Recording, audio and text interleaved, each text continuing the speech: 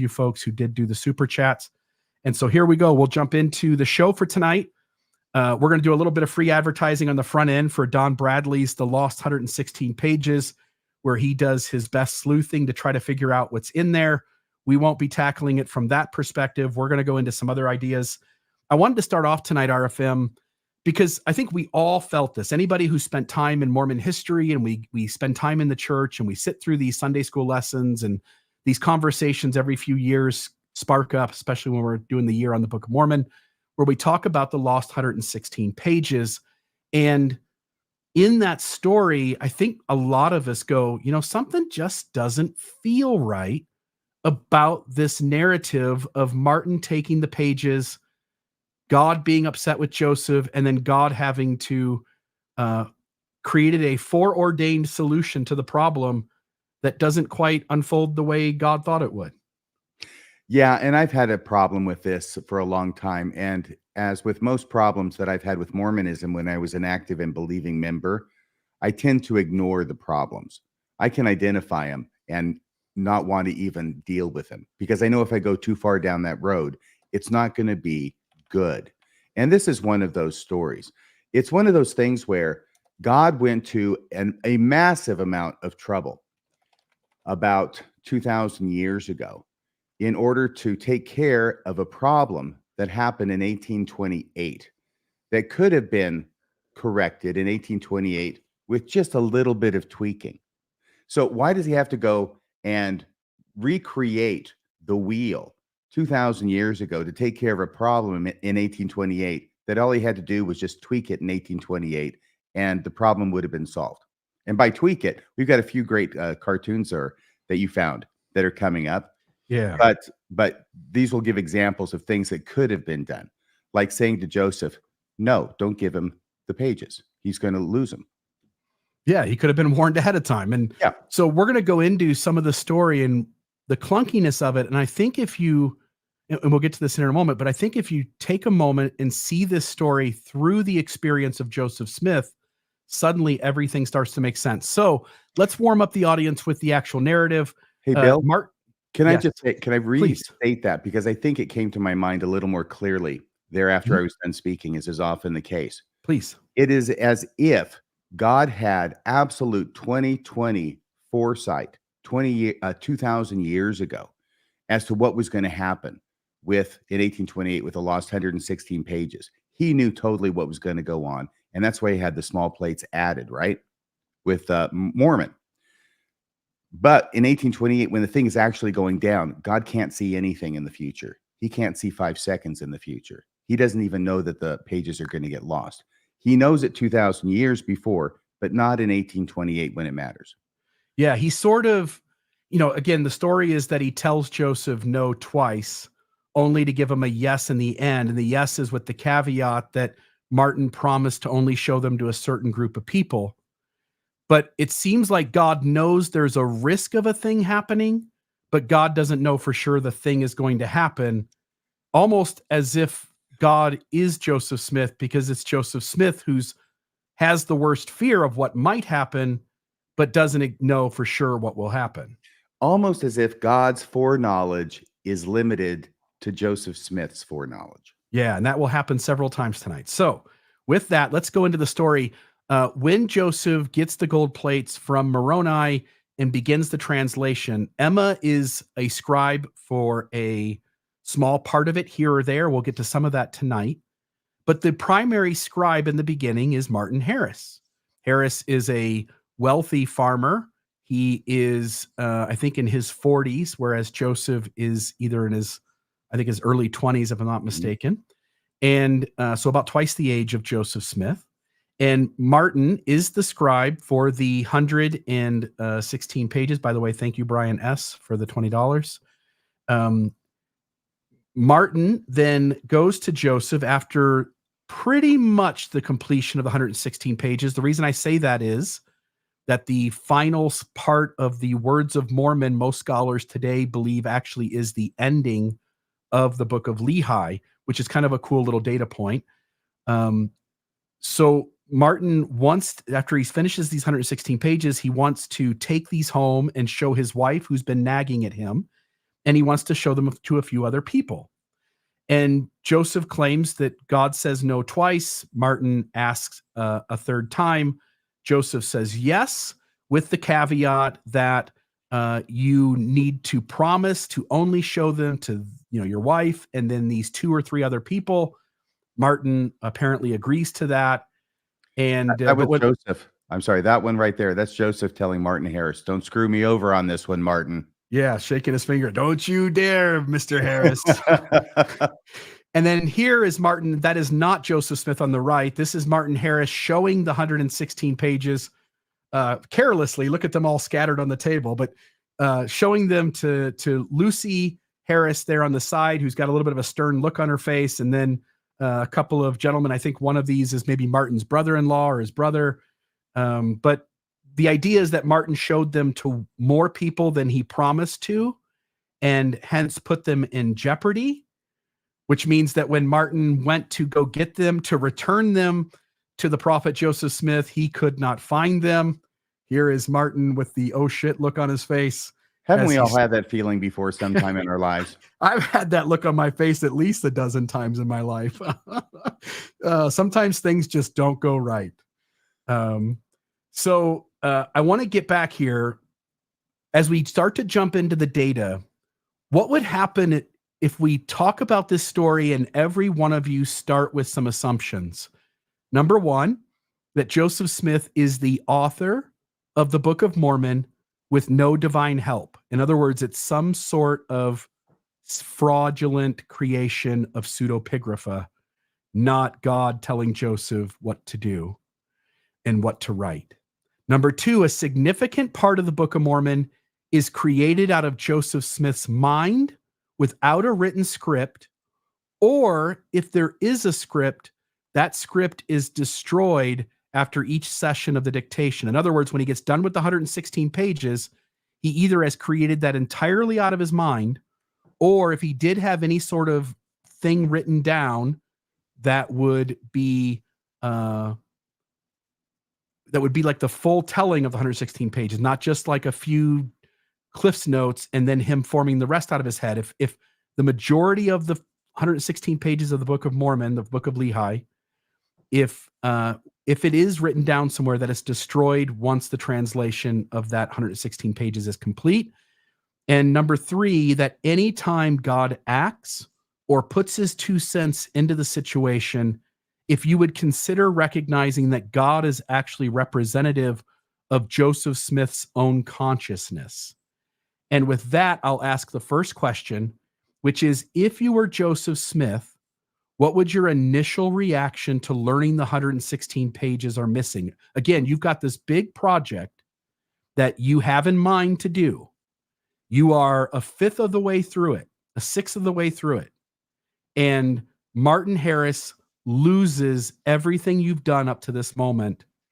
What would be the initial thing you would feel?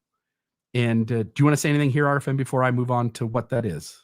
Yeah, I would feel absolute despair. And not because I've, thwarted God's will or God's mad at me, but because I have just created a situation or allowed a situation to be created where all of a sudden I'm so far behind the 8 ball and all this work that I've done is lost. And I've got to go back to the very beginning and recreate it.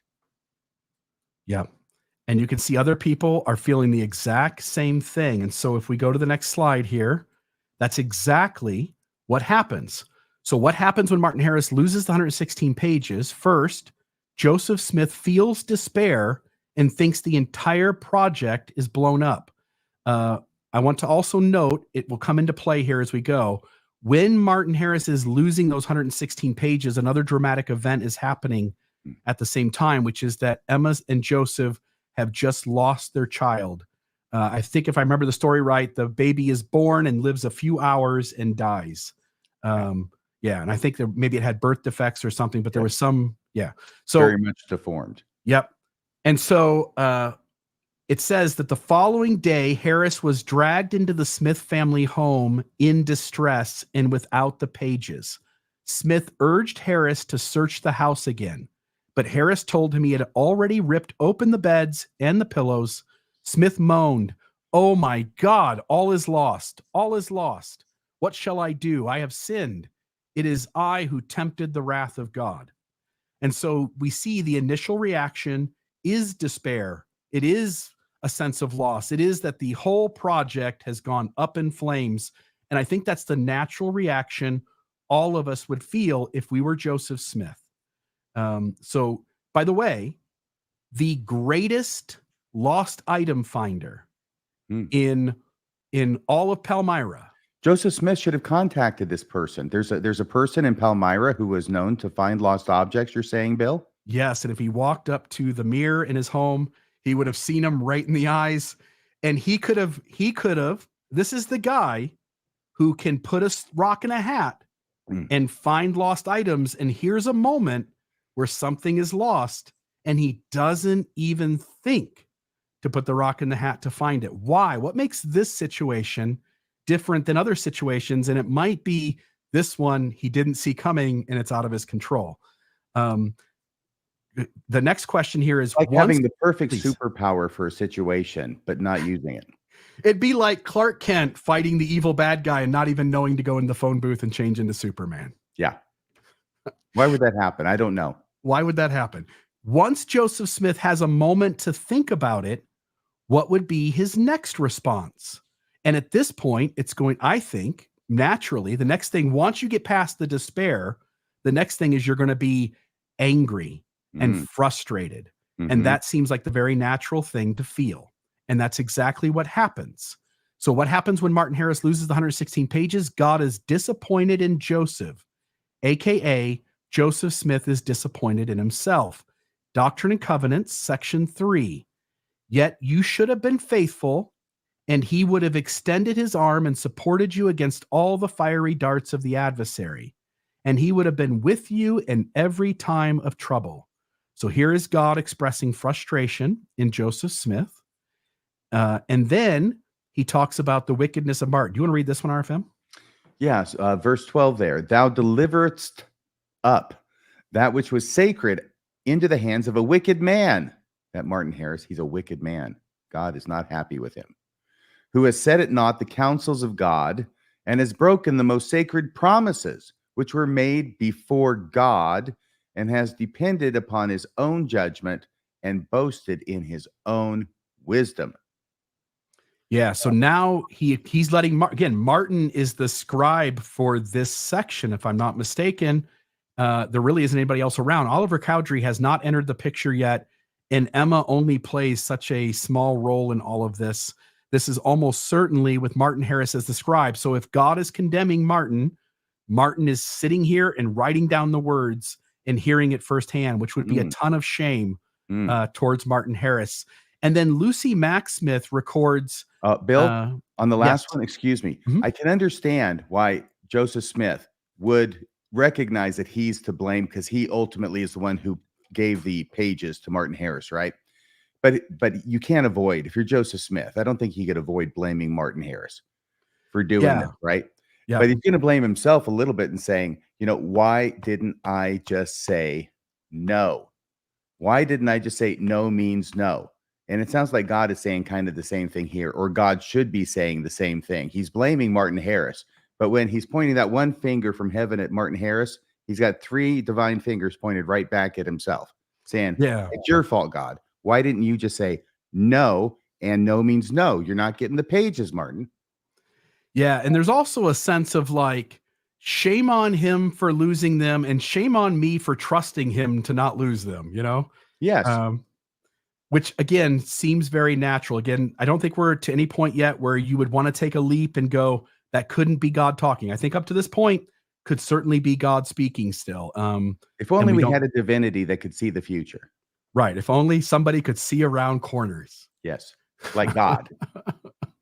Or his prophet. Or his prophet. Yes. Okay. So Lucy Macksmith reiterates in the history of the church. Here's a very important super chat, Bill. Do you want to read that? Yeah. RFM is my idol. This is from Todd Greener. He gave a gift of $9.99. RFM is my idol. Been listening for years. Thanks so much for supporting me in my lonely years. And you are, RFM. I think as a voice in this space, people are really having a hard time sometimes in that dark night of the soul. That's the whole point of that moment of transition, an existential crisis of sorts. And I think voices like yours make a big difference to folks who are sort of trying to make sense of everything. Thank you so much, Bill. Thank you, Todd. Like Jesus, I will not leave you comfortless. I will come to you. Yeah. Lucy Mack Smith, in the history of the Joseph Smith by his mother, reiterates this whole idea of Martin Harris being wicked. I had sinned in delivering the manuscript into the hands of a wicked man. By the way, notice this is Joseph Smith's thoughts in first person. It's almost identical to God's thoughts in the D&C, which might be a little telling. I had sinned in delivering the manuscript into the hands of a wicked man, and as I had ventured to become responsible for this man's faithfulness, I would of necessity suffer the consequences of his indiscretion. So God and Joseph Smith think the same thoughts here. Well, they're one. Yeah. They have managed to become one, as we're all encouraged to become one with God. It's kind of like the Holy Trinity in the lectures of faith. Yeah, John 17, the intercessory prayer. So here are these comics that you were talking about. They sort of look like a Rick and Morty kind of look to them. These are not mine.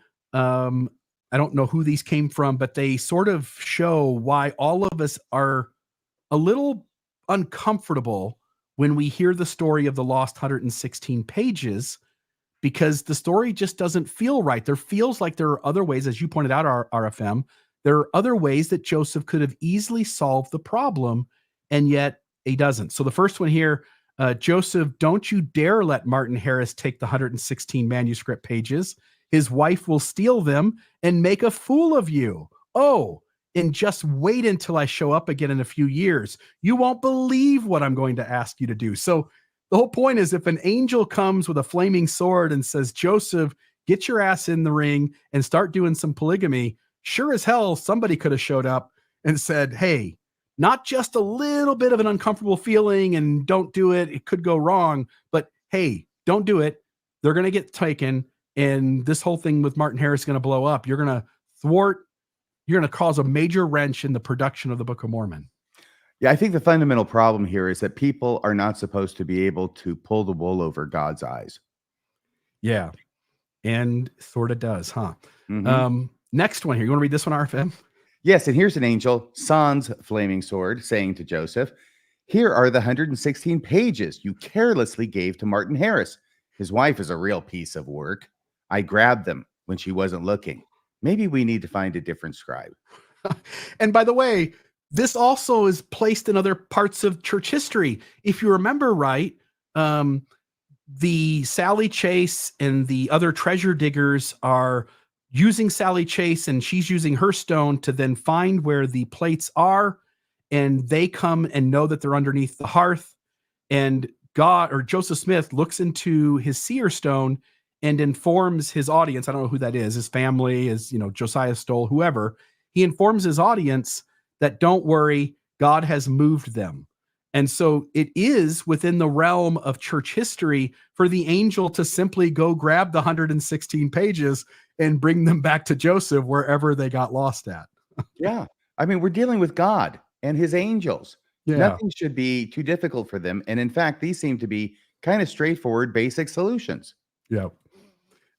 Here's the next one. My father Mormon saw how you lost all 116 pages of the Book of Lehi, and he is not happy. Do you know how long it took him to abridge that thing? Let's go over to the Harris's home right now and get the pages back. Lucy will rue the day that she messed with God's work. Now remember, Moroni has no problem showing up to Mary Whitmer. He's got no problem appearing where he's needed to appear. It seems like taking an angel with you to Martin Harris's home to confront Lucy might solve the problem. Yeah. Yeah, they're going to get some divine retribution. Vengeance is mine, saith the Lord, and I have taken a little. And give me those damn 116 pages back. Yeah, and for those of you who do not know what RFM is referencing, it is the retranscription of the Mountain Meadows Massacre Monument, where it said, vengeance is mine, and I will take a little, saith the Lord. Yeah, and then Brigham Young erected the cairn. Yeah, that Brigham Young had it destroyed, and then wrote in place of that, vengeance is mine, and I have taken a little, thus saith the Lord. So, Yes. all right. And then That this one, breakdown, he RFM. was such a fun riffer. Yes, he was. Go ahead. We want to take this one. This is two panels. First one with Joseph Smith and his hat on the table. Lucy Harris won't tell me where she hid the 116 pages. If only I had a way to find them. Wait, what am I saying? Second panel. He puts the hat up to his face. They're hidden in a box buried in her backyard. I'll go dig them up. Yeah, another good solution to the problem. That's just not the way it works. And so we get to Mosiah. By the way, yes. Not to put too fine a point on this, but you're absolutely right. And those cartoons are great. And what it underscores to me is the fact that the way this whole thing plays out is as if there is no divine being involved in this whole episode, and as if Joseph Smith really doesn't have any gifts. Yeah, 100% true. I actually want to put this up on the screen first. So just a side note for context, Dan Vogel thinks that Emma acted as scribe in 1828 before Cowdery comes in April 1829 for Mosiah chapters 1 through 3. In other words, Emma Smith is the scribe for Mosiah chapters 1 through 3, which is one chapter in the 1830 edition. It's only later that it's broken up into 3 chapters. This is King Benjamin's speech, which mentions infants being saved. That's in chapter 3, verses 16 through 19. Dan Vogel thinks that this section of the Book of Mormon would have been written to comfort Emma as she just lost a child. And so I will go back here to that section. This is a fascinating aspect. But by the way, just to clarify, Bill, is what's being said that the initial translation, 116 pages that got lost, had gone up through what we currently have as chapters 1 through 3 in the Book of Mosiah. Correct. The Book of Lehi would have originally included chapters 1 through 3. And there are places in the internet where the end of the Words of Mormon and the beginning of Mosiah would have been the Book of Lehi, at least the very ending of it, of course. And he does this when the 116 pages are with Martin Harris or after they're lost. And then there's this big gap of time, which we'll get into in a minute. There's a 10-month gap of time. And then Martin shows up again to help with a brief moment. And then Oliver Cowdery shows up a month or two later, and the translation picks back up again. But in 1828, Emma would have helped finish the translation of the Book of Lehi, essentially, which would have been the end of the Words of Mormon, and I believe Mosiah 1 through 3. Yes. Right. So if Mosiah chapter 3 was the last thing translated in July of 1828, which is the month after the baby was born and then died shortly thereafter to Emma and Joseph, very interesting that there is a section in this sermon in chapter 3, verses 16 through 19 in today's Book of Mormon that talks about infants being saved without baptism. Yeah, and I'm going to go back to that scripture. Do you want to, I don't know that this is super important, so if you just want to maybe read the highlighted parts. I will, and I think I highlighted them.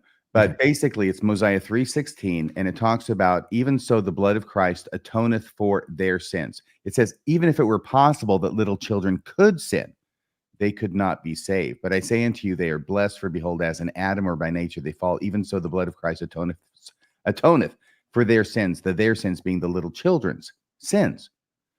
The infant perisheth not that dieth in his infancy. Well, that sounds pretty specific and spot on, doesn't it? Right. Yeah. But then it segues and it says, but men, grown men, have to become as little children to be saved. And one of the interesting things that I thought of here, first off, I think it's very fascinating that this happens right in Mosiah chapter 3, and perhaps the month after the little infant is lost to Joseph and Emma. But it leads into one of the most famous and oft quoted passages in the Book of Mormon, which is Mosiah 3:19, which starts off, for the natural man is an enemy to God, and he will be forever and ever unless he does all these things, including and becometh as a child. So children are saved, and grown men and women have to become as little children in order to be saved as well. And it may be that the the premature death of this little child of Emma and Joseph's could have been responsible for one of the most famous passages in the Book of Mormon. Yeah. And I just want to say thank you to Steve Fowler Whoa. for $100. Thank you for the great content, which has been like a flashlight for my soul in the dark night of deconstruction. So thank you, Steve, very much. This chapter, Mosiah 3, has Emma being the scribe at the same moment that she's lost a kid.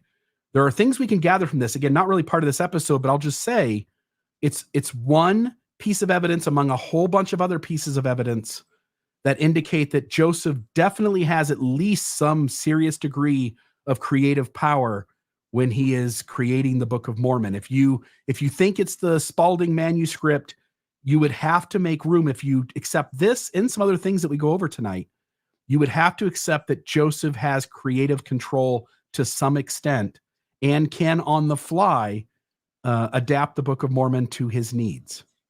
As I have put it in another way, the Book of Mormon appears to be remarkably responsive to what's going on in its immediate environment as it's being translated. Yeah. Okay. And then the next one here.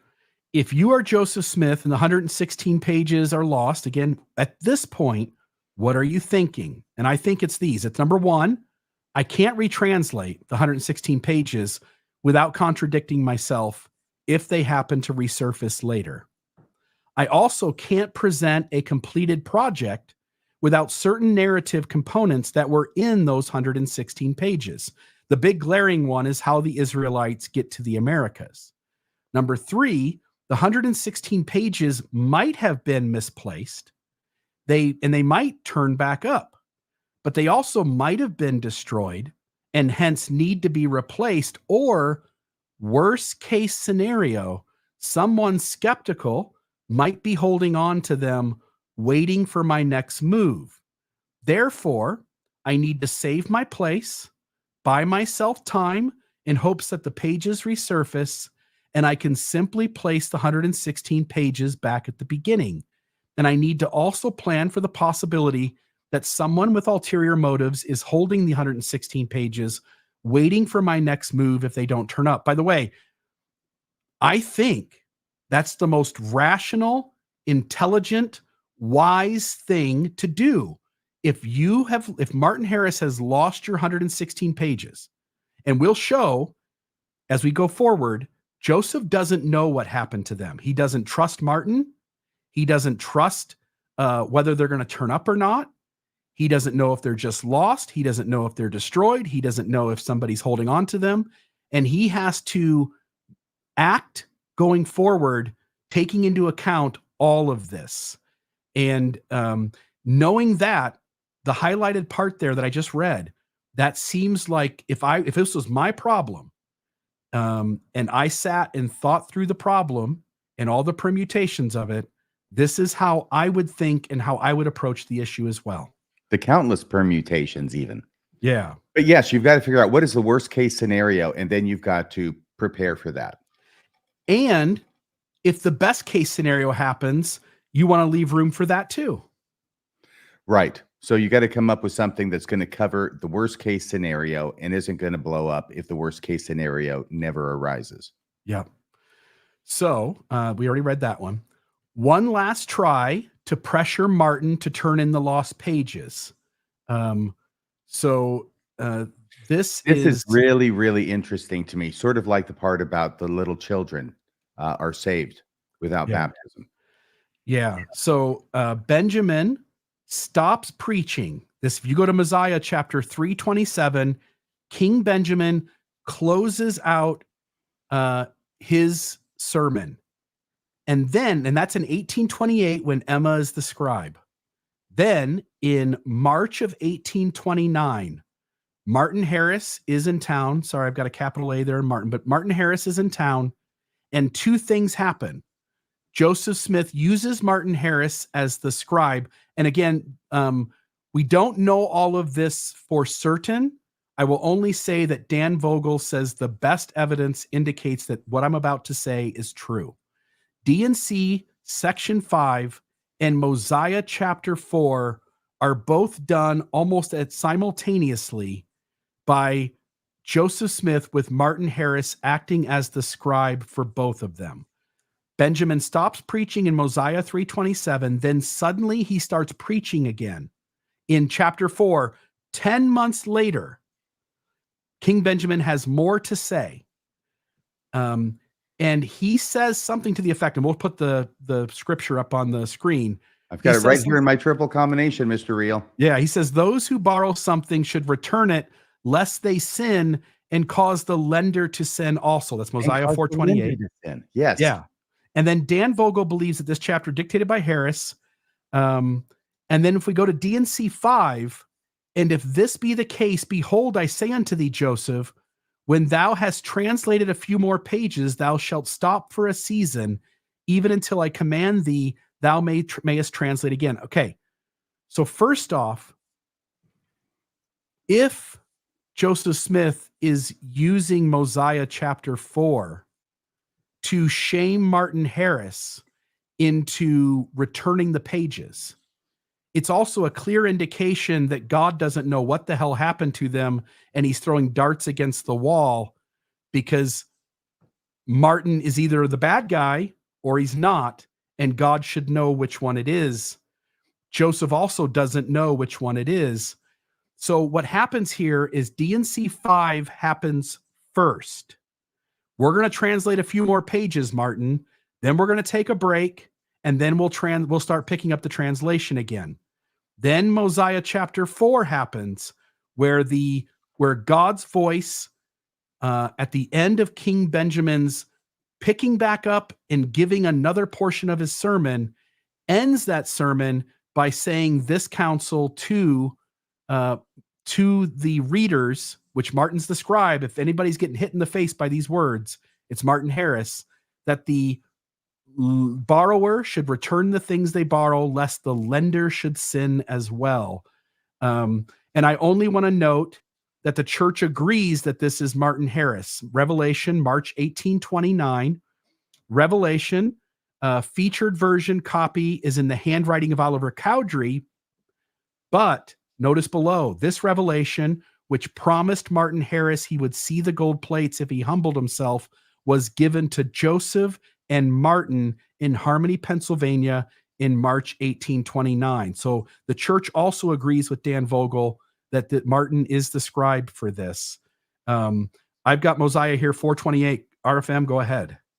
So this is in a few more pages that God talks about translating now after this season that they've been not translating since July of the previous year, I think 1828. So it's been a number of months. It's been almost a year now. And he says, we're going to translate a few more pages, and then we're going to wait for another season. So these are among the few pages, I believe, that it's referring to that were translated, with Martin Harris being the scribe in March or so of 1829. Okay, so we break into this wonderful sermon with this strange passage. And the reason I say it's strange is a number of reasons. First off, because it doesn't fit. It doesn't flow. It doesn't belong in this sermon. Contextually, it's like it came from outer space and landed in the backyard. It's Mosiah 4:28, and this is what it says. And I would that ye should remember that whosoever among you borroweth of his neighbor should return the thing that he borroweth, according as he doth agree, Martin, or else thou shalt commit sin, and perhaps thou shalt cause thy neighbor to commit sin also. How does a lender sin, RFM? I have no idea, unless they're going against what God told them to do when they allowed it to be borrowed in the first place. Yeah, this makes perfect sense in lieu of Martin Harris, Joseph Smith, and the 116 pages. It makes almost no sense if I loan my friend a book and he doesn't return it. This is one of those pieces that your research and Dan Vogel's has made click into place for me, because I've long wondered about that passage and why on earth it's sitting there sticking out like a sore thumb. This makes it click into place, knowing the historical context. Yeah, and if you understand it from, again, let's just assume this is all the mind of Joseph Smith, it makes perfect sense. In D&C 5, he gets Martin back. Martin has been gone for a while. 116 pages have been lost. 10 months have gone by. And Joseph says, hey, Martin, sit down. I've got a revelation I received. And he goes, hey, Martin, God says that we need to translate a few more pages, Mosiah chapter 4, and then we're going to take a break for a while because I'm going to shame you into returning the thing that you took from me, that you know where it's at, but I can't prove you know where it's at. And I'm going to buy myself some time so you can turn it back in. And then he goes, hey, by the way, Martin, we're done with that. Let's translate those few more pages. Oh, here's Mosiah chapter 4. Oh, King Benjamin isn't done talking yet. He has this beautiful last part of his sermon. Here's the sermon, blah, blah, blah. Great stuff. Fluffy things here, fluffy things there. And then when I get to the end of it, and then remember, those who borrow something should return it, lest they sin and cause the lender to sin also. Right? And so D&C 5 buys another moment of time where now Martin, having felt an immense amount of shame and guilt, goes back to his house. And if he is the guilty party, it's one last chance to turn the 116 pages in. Okay. You go ahead. So, yes, got it. All right. I was just inhaling. I wasn't going to say anything. Let me go to the next thing here. So what happens when Martin Harris, again, I keep asking the same question because we just keep going one step along the way. What happens when Martin Harris loses the 116 pages? God creates a way for Joseph to continue his work. Joseph creates a way to continue his work, i.e., Joseph creates a way to continue his work. D&C section 3, behold, thou art Joseph. Thou was chosen to do the work of the Lord, but because of transgression, if thou art not aware, thou wilt fall. Dang it, the lender committed sin, didn't he? Yeah. But remember, the lender committed sin. But remember, God is merciful. Therefore, repent of that which thou hast done, which is contrary to the commandment which I gave you, and thou art still chosen and art again called to the work. I'm still the guy who needs to translate this book. Thank goodness, And so there's that. So now we get to the point where I ask you, if you are Joseph Smith, we've gotten to this point in the story and the 116 pages have been lost. What are you thinking now about how to proceed? Remember, you know what the best case scenario is. These 116 pages might be sitting behind the hutch. They might have been misplaced in a closet. They might have been stuffed with other papers. They might turn up and they might be destroyed forever. And worst case scenario, they might be being held by some individual who wants to do harm to my project and thwart me and is going to wait for me to make my next move. And if I produce anything that's contradictory, then they will be right there ready with the 116 pages to show me that I am not a real prophet and that I've been scamming people all along. It's quite a pickle Joseph Smith has gotten himself into, even at this early stage of his prophetic career. Yeah. And I do want to mention here, JC gave a $116 gift, $1 for every page of the 116 lost pages. Maybe if we all donate $1, he says, for each lost page, they will miraculously be found. So thank you, JC. Not sure if that stands for Jesus Christ, but maybe the Savior himself has showed up for Mormonism Live. All right. He has good taste. What happens when Martin Harris loses 116 pages? God blames Martin for why the translation must stop for a season. Now, again, one thought I would have, if this were me, and I've tried to shame, and this, again, we're going from 1828 to 1829. There's this 10-month break. Mm-hmm. D&C 3, I don't remember the date on D&C 3, but I'm guessing D&C 3 is occurring in 1828.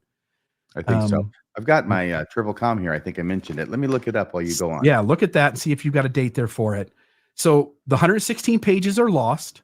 Joseph Smith, the first thing I would want to do is just buy myself some time. They might turn back up. And if they turn back up, all I have to do is put them at the very beginning of the project, continue on as planned, and there's no extra work on my part. So I'm going to buy myself time and see what happens. Yeah, this is marked as July of 1828. Yep, perfect. So right after they were lost. Yep. And so that's exactly what God does. God says, and when thou deliverest up that which God had given thee sight and power to translate, thou deliverest up that which was sacred into the hands of a wicked man, who has set naught at the counsels of God and broken the most sacred promises which were made before God, and has depended upon his own judgment and boasted in his own wisdom.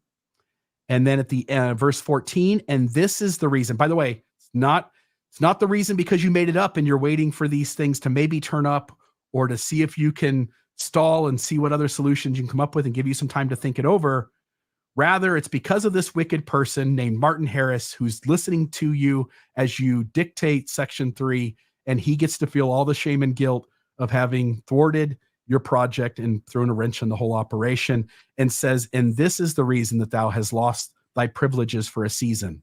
So God gives Joseph Smith the perfect alibi to not take accountability himself, to be able to blame someone else, and to be able to stop for what turns out to be 10 months as Joseph Smith waits for somebody to come forward having either found or come forward explaining what happened to those 116 pages, hoping they just show up and he can put them back at the beginning of the project. It's the move I would make. I think, RFM, it's the move you would make, is let's buy ourselves some time at first. It's the smart move. And ultimately, of course, in 10 months' time, they don't show up. Joseph Smith realizes, I think, that he can blame Martin Harris and or himself all day long. It's not going to help the project move forward. He has to come up with an idea that's going to take care of the worst possible case scenario. Yep. So there is an indication that Joseph was worried even as he sent the pages off with Harris. Joseph, seeing the conundrum of letting the only copy of the 116 pages out of his possession. By the way, he could have easily, God could have also said, hey, Joseph, I can totally understand Martin and Lucy wanting to get some verification that this is the work. If you ask me a third time, I'm going to go ahead and let you have them. So let's just do something better. Let's just take a day or two rather than having to waste the 10 months waiting for something that never shows up. Let's just take a day or two and you write as many pages as you can down on a second set, so that there's a second copy, and let Martin take the second copy of whatever you can produce with him. And then Lucy can go ahead and have her all the joy she wants going through all of those. Absolutely. Martin, knock yourself out. Copy off as much as you want and take it and show your wife. Yeah. Seems like another good solution. But Joseph being a young man, Martin being much older and established, Joseph trusts him with the only copy. God doesn't think to come up with a better solution. And so the only copy is out of his possession, and they have a risk of falling into opposing hands. And it's obvious that Joseph knows there's a risk because God has said no the first 2 times that Martin asked to take them. Well, according to the story as it was developed later, Yeah. I got a feeling that that's not the way it really happened. Maybe not, but if we accept the church's narrative, Okay, yes. it allows us to also go, hey, God saw the risk. No sense continuing with this chance. These come up missing, slightly less of it. And by the way, I say slightly less of an obvious perspective. To think on the front end they might be lost is a less obvious perspective to Joseph Smith than once they are lost. That's the only note I'm trying to make there. But what happens is, in the history of Joseph Smith by his mother, Joseph wrote that God told him, quote, that it was not safe to let the writing go out of his possession, unquote.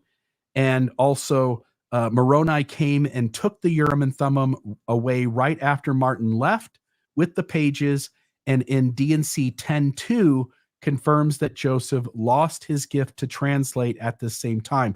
By the way, I agree with you, RFM. This story may not have happened, but if it did, it also makes logical sense for Joseph to essentially stop the translation then and there, because not knowing what might happen to those 116 pages, it is best not to proceed until you do know that those pages come back into your possession safely, or you learn that something tragic has happened to them.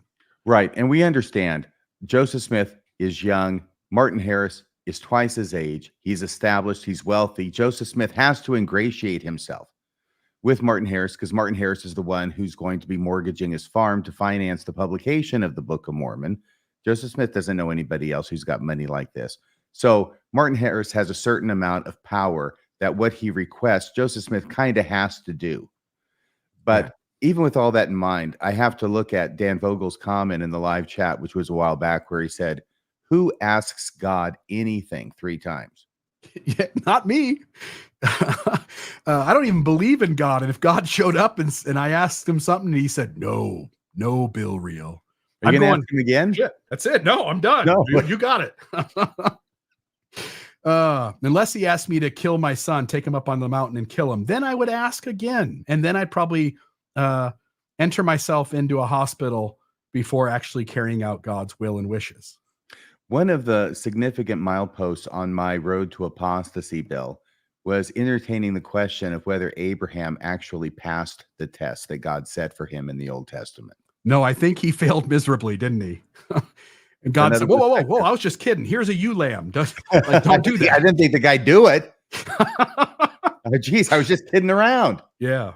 Voice in your head says murder someone, and you're like, hell, there's a voice in my head. It says murder somebody. I ought to probably just do that. Just my son. By the way, Bushman picks up on this, but he doesn't know how to interpret the moment. And I think this is really cool. The period between the loss of the manuscript. This is Richard Bushman in Rough Stone Rolling, page. I don't have the page number there, but this is Richard Bushman in Rough Stone Rolling. That's me actually taking a picture of my part of the book. The period between the loss of the manuscript in the summer of 1828 and the burst of rapid fire translation beginning in April 1829 appears like a fallow moment in Joseph's history. He seems to be quiescent. Am I saying that right? Quiescent, waiting for help or direction. But in these months, and it goes on, but Richard Bushman picks up on the fact that Joseph seems to be really quiet, waiting for something to happen.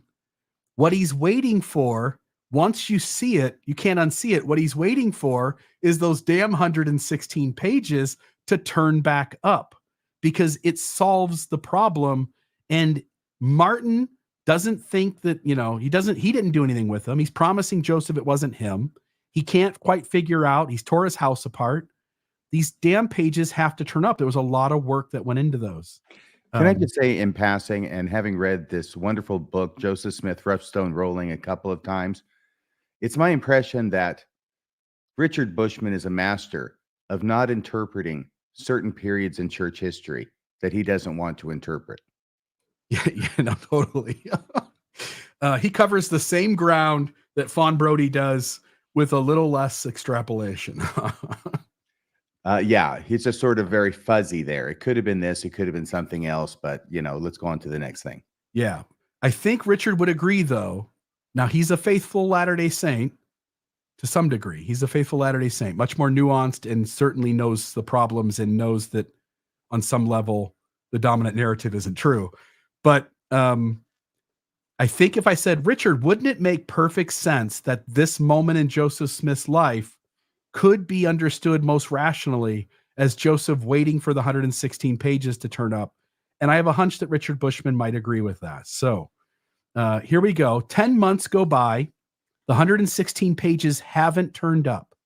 The project must go on.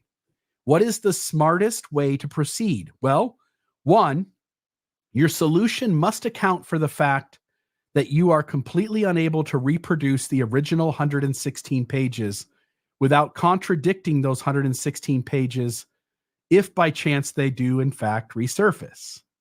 Number two, and even if they don't resurface, Martin Harris might perceive the differences. So your solution should likely distance the translation, whatever you do to replace that part of the narrative, to distance the translation from the narrative so that Martin Harris doesn't perceive the contradictions. In other words, he was the scribe for the 116 pages. If you do anything in retranslating in some way or fashion your solution to the problem, you would want to keep Martin as far away from that as possible so that he doesn't perceive what had happened. Number three, you should put off having to explain your workaround till the last possible moment, just in case the 116 pages do in fact resurface in a way that they can simply be placed back in and such would require a different explanation from God. And number 4, you should put off implementing your workaround till the last possible moment, just in case the 116 pages resurface in a way that they can simply be placed back in.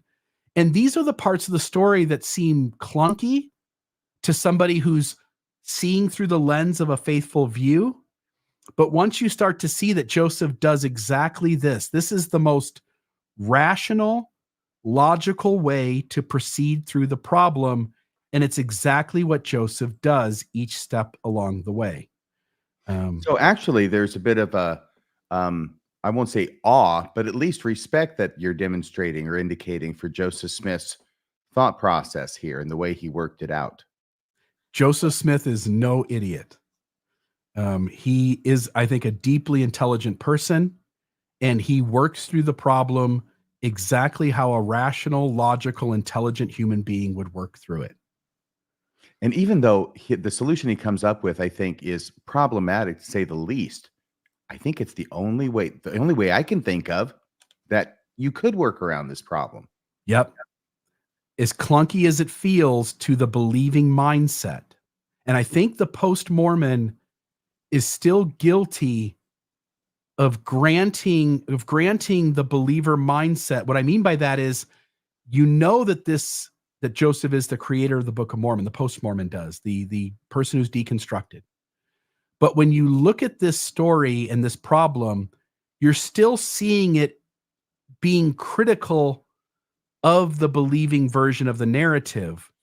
And what happened, this was, you and me had this conversation maybe 3 months ago. Mm-hmm. And I called you up and I said, I know we've talked about this problem before, but some light bulb just switched for me. I was using some conscious altering tools, if I can be honest. And I was sitting and thinking about this story in the Book of Mormon. And it just struck me that the thing we were all missing as we were critical of the believing mindset and going, this narrative is clunky, was I went, what if I thought this through as Joseph Smith? And I went through every one of these steps and I thought, nope, that's the right move. Nope, that's the right move. Nope, that's the right move. And it was no longer clunky to me. It makes perfect sense once you do that. So if I can make 2 comments there, I agree Yeah. with you. It makes perfect sense for Joseph Smith to do this.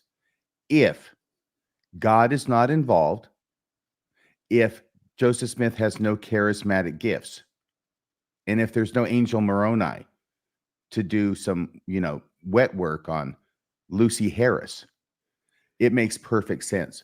Which the flip side of that reasoning is that the story that Joseph Smith came up with strongly suggests that God is not involved in this translation, that there is no angel helping, and that Joseph Smith does not have any charismatic gifts.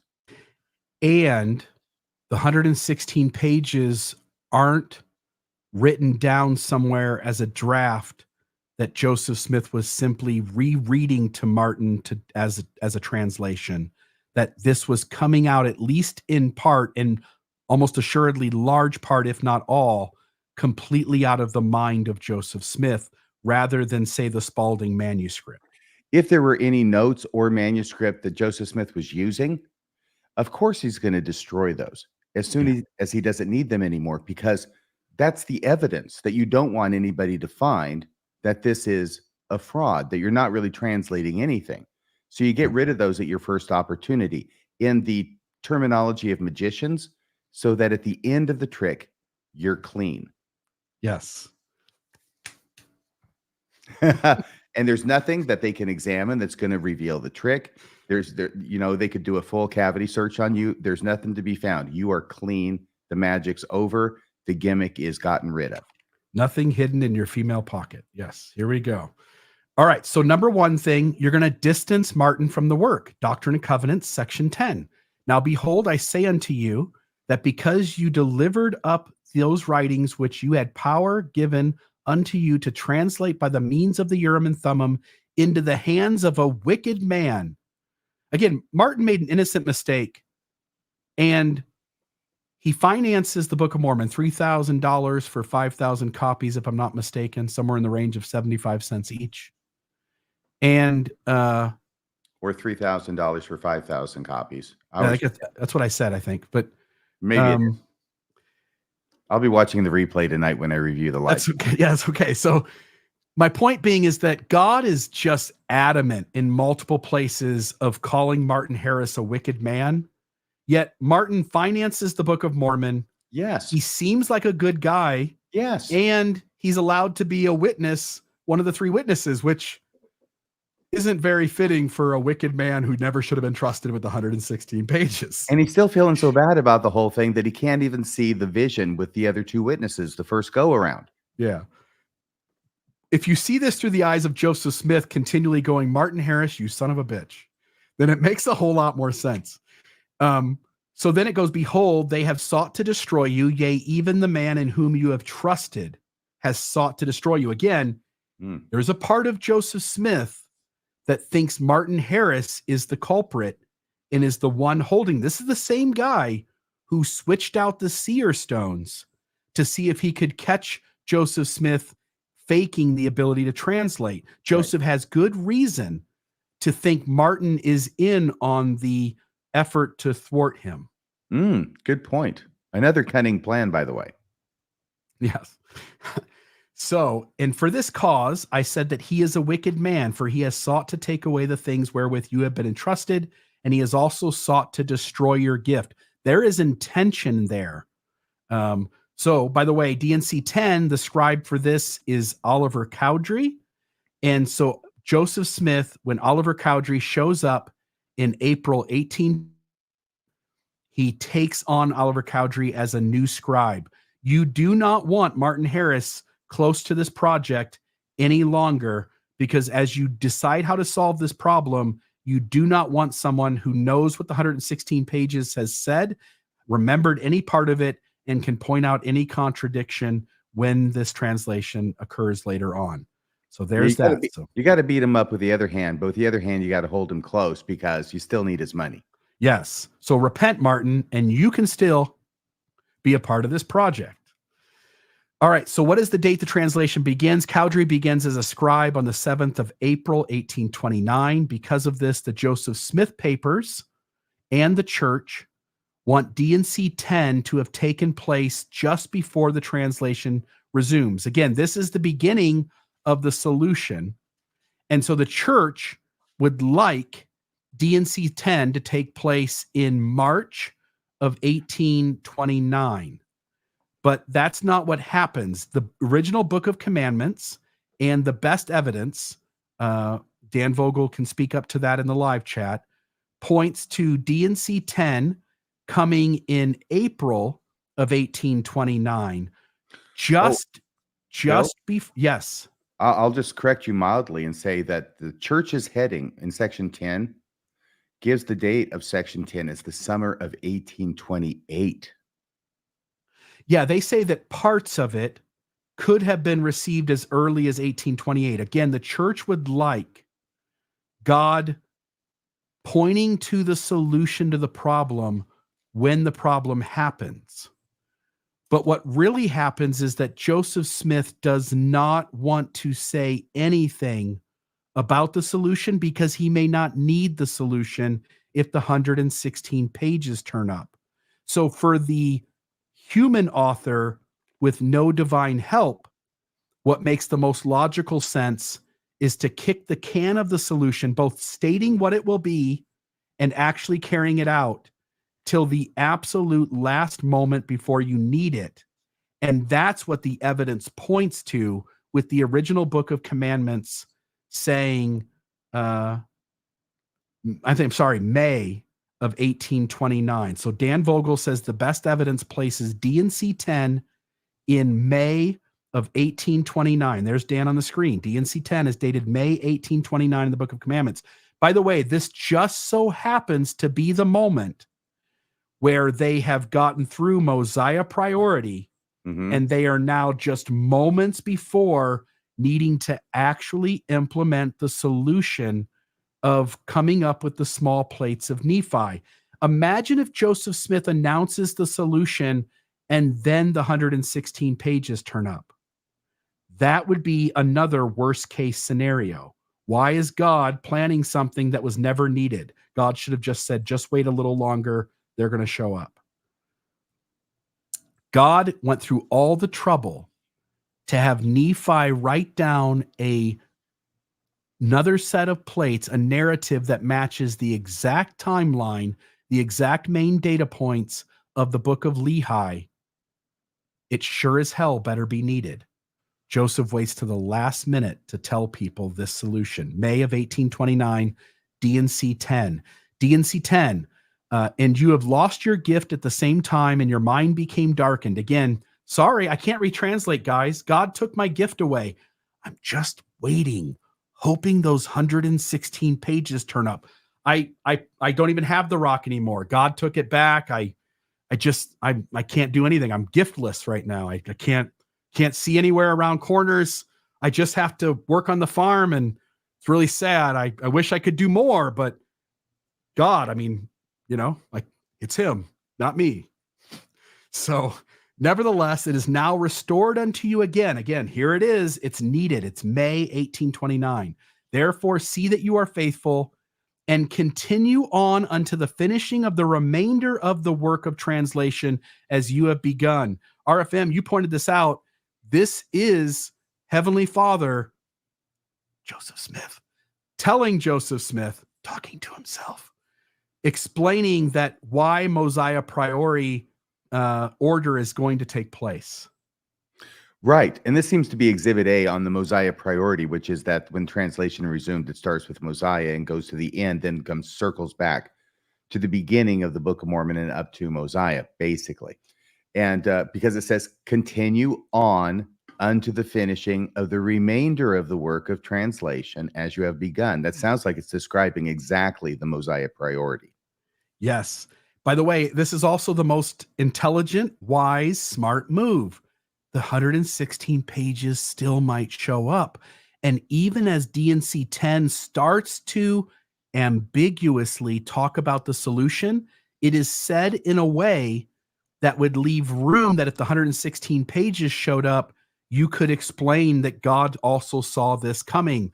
God says, just continue on. I'll figure this stuff out. You just work through the whole thing. We'll talk about it when we get there. It is the smartest move in the playbook at this moment. Kick the can down the street till the last possible second. And by the way, this verse 4 in section 10 is going to become important later. Thank you, Dan. You're awesome. Do not run faster or labor more than you have strength and means provided to enable you to translate, but be diligent unto the end. Just put a little mental note on that. It may be the next slide for all I know. It is. It's right here. It is. Because we have Doctrine and Covenants, section 10:3, which is what we just read, right? But cross-reference it with Mosiah 4:27, which was the recommencement of the translation, a few more pages, right? Which has exactly the same language. Right before the passage about, remember that you need to return the thing that you borrow, otherwise you commit sin, and maybe make the person who lent it to you commit sin too. That's verse 28 of Mosiah 4. The verse immediately preceding is the same verse as in Doctrine and Covenants, section 10, verse 4. It says, and see that all these things are done in wisdom and order, for it is not requisite that a man should run faster than he has strength. And again, it is expedient that he should be diligent. You can see the connections between those two. So in the section, Doctrine and Covenants, section 10, that talks about recommencing the translation, it has a verse there, verse 4, which very closely matches a verse in Mosiah chapter 4, which is translated right after the translation recommences, at least for those few pages, and directly before the language about returning the thing that you borrowed, which, as you have mentioned, seems to have an obvious relationship to the 116 pages that were borrowed and lost.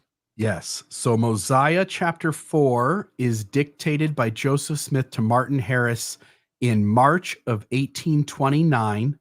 and D&C 10 is dictated to Oliver Cowdery by Joseph in May of 1829, 2 months later, or thereabouts. This is There's just one that. of many. I know there's been studies done on this about connections between the Book of Mormon translation and how language from the Book of Mormon shows up in the Doctrine and Covenant sections that are being received at and around the same time, and vice versa.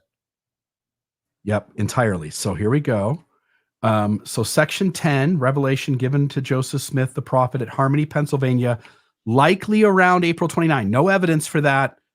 They simply want the solution to start to come out before the solution is needed. They want it earlier. The church does. They are ignoring what the Book of Commandments says, which says it's in May of 1829. And the church is so desperate to want this revelation to be sooner that they even include the line, though portions may have been received as early as the summer of 1828. Because from the believing perspective, the order of operations makes zero sense, and they're trying to make sense of it. From the non-believing perspective, all of this makes perfect sense.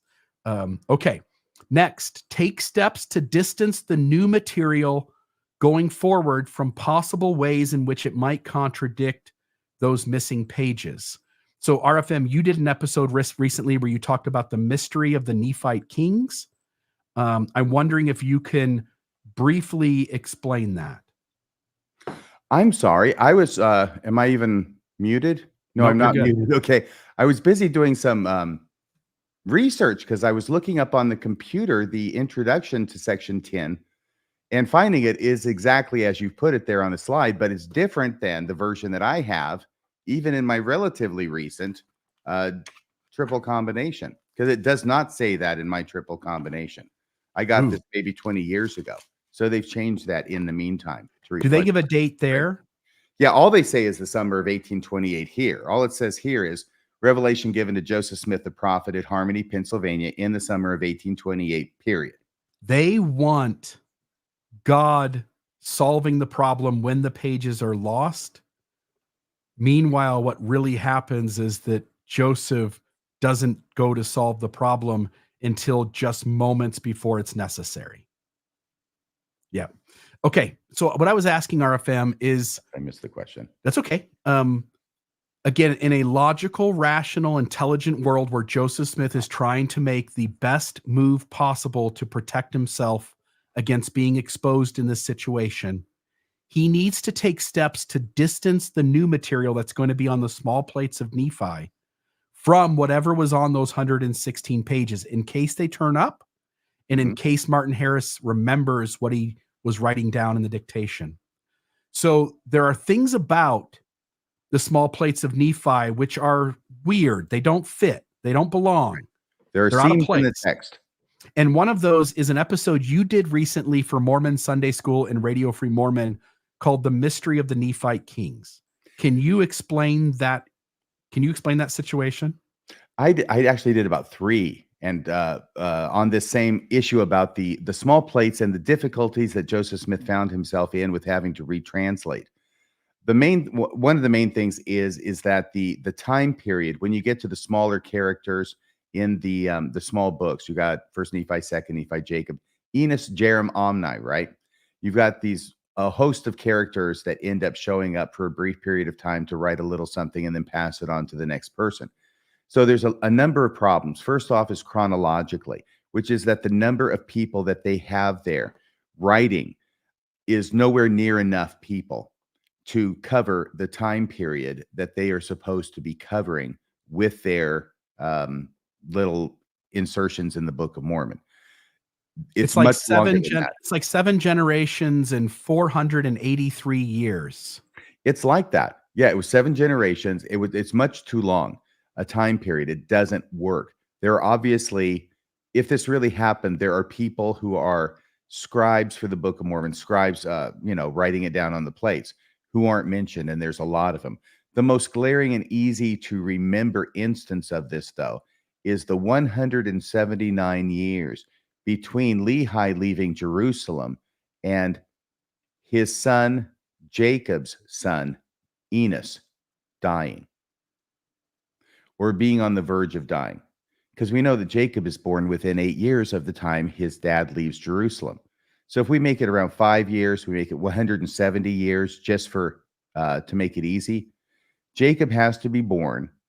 Then he has to have a son who is Enos, probably his firstborn. He's the one who ends up being the guy who keeps the records, right?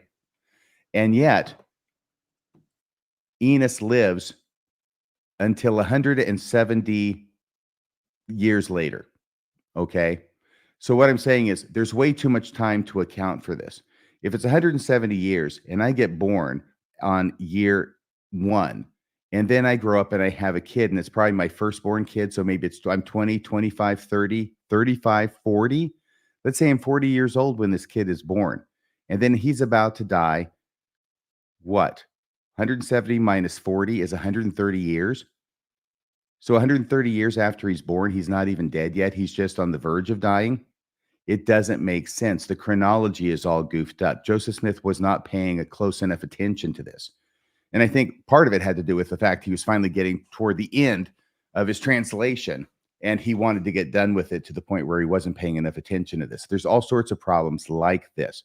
And I just want to know, I mean, in those 7, if you're still talking, I'm trying to get the call-in studio started because we're getting to the point where we got maybe 5, 7, 8 slides left. But okay, the 7 generations, what you ended up showing was that every father author in the Book of Mormon would need to be the average age of 62 and a half years old when he fathers the child who will be the next scribe for the Book of Mormon. Yes. These 7 generations. And so that sounds familiar. And for every person who's 40, again, 62 and a half is absurd. But then you have to go, well, okay, they're not all 62 and a half. For every person who's 40, somebody has to be 84 and a half or 85 years old. And so it becomes even more ridiculous if you don't make every single person be exactly 62 and a half years old.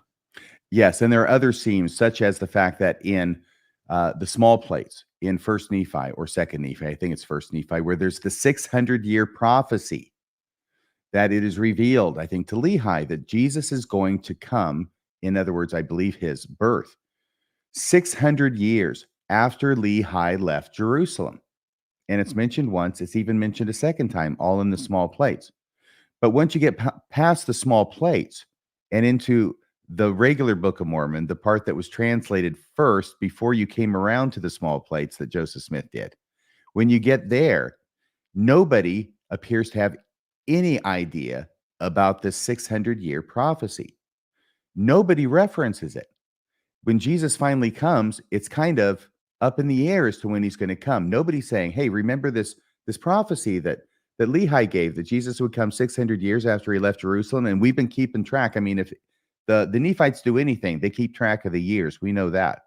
Just count off 600 and Jesus is going to be here. Boom, it's that easy. But nobody knows about it. And the likely reason is because when Joseph Smith is translating from Mosiah to Moroni, he hasn't thought of this 600-year prophecy, which is why none of the characters know about it. But then he comes around to the small plates and he gets this brilliant idea, 600-year prophecy from when Lehi leaves Jerusalem. That's a seam in the text. Yeah. And again, I was putting the call-in studio on. Did we talk about the mystery of the Nephite kings themselves? What is the mystery of the Nephite kings? If I remember right, there's an indication on one side of the translation that all the kings will be named King Nephi. And then on the other side of the translation, he ends up naming the kings anything but Nephi. Thank you. Yes, it's another seam where we're told that everybody loves Nephi so much. He's this huge national hero. And so all the kings after him are going to be named Nephi, regardless of what their name is. We never hear about any of those kings. And until we get down to Mosiah and Benjamin and Mosiah, none of whom are called Nephi. So that's an interesting seam as well. But what Joseph Smith does is he comes up with this brilliant idea, which is I'm going to cover the same period of time as the lost 116 pages, but I'm going to do it by going through a different line of people. Instead of going from Lehi to Nephi and down Nephi's line, which almost certainly is what was in the the lost 116 pages, the book of Lehi. I mean, okay, let me finish that thought. Joseph Smith instead has it go through not Nephi, but his brother Jacob and Jacob's line, all the way down to King Benjamin when they finally get returned to Benjamin at exactly the point where they had lost the pages. Yeah, and there are other things. I mean, Mormon, the abridger, just sort of shows up like in this strange moment in the book, sort of going like, "Oh yeah, I've been abridging all along, but you guys don't know me. Here's me. Here's who I am." Yeah, he shows up in Words of Mormon out of freaking nowhere and says, "Hey, I'm Mormon, and Yeah. everything's gone to crap here, and everybody's kind of dead. But I want to let you know I found these really groovy plates that were written by Nephi in first person, and they're so wonderful. And I'm just going to add them to these plates for, I don't know, a wise purpose in God." And it ends up being so smart that he did that, because those are the plates, the small plates that end up getting translated by Joseph Smith last to cover the 116 pages portion that was lost. Yeah, it just happens to cover exactly the same time period. And the small plates of Nephi are only mentioned in the section translated last. In other words, nobody in the Book of Mormon, I think you kind of sort of said this, nobody in the Book of Mormon mentions that there's this workaround included until the very moment it's needed before they can actually do it. Nobody after Mosiah, the book of Mosiah, appears to have any knowledge of these small plates. No. So there's that. All right. Now here's a few And slides. also, like we said, not only do they not know about the existence of the small plates, they don't appear to know about important things that are contained in the small plates, like the 600-year prophecy. Yeah. Or the fact that Nephi knew that Jesus was going to be called Jesus. And then you got King Benjamin giving his speech where he seems shocked to find out that an angel has to appear to him the prior night and tell him that the name of the Savior is going to be Jesus. To the rational mind, the small plates of Nephi making up First Nephi through Omni and Jerem and all those, that whole thing looks like an afterthought that, in connecting to the rest of the Book of Mormon, has some contradictions and problems. Yep. Yeah, Okay. it's quite a mystery, and I know a lot of other people have done a lot of work, like Dan Vogel, Brent Metcalf are the names that come to mind, in piecing this together and figuring out where are the clues and the fingerprints that show that this is exactly what was going on. So the things that I've been talking about, I think, are largely things that have been talked about before by other people. Editorial bloopers?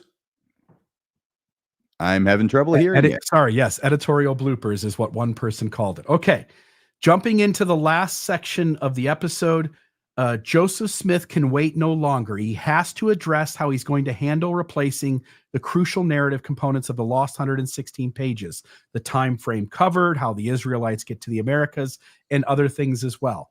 We'll get to one of those at the end.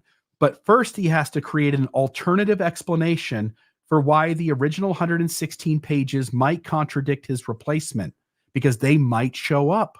And he must do so in a way that discredits those who might be holding on to the missing 116 pages in case they resurface in an attempt to discredit him. So D&C 10, wicked men have taken them from you.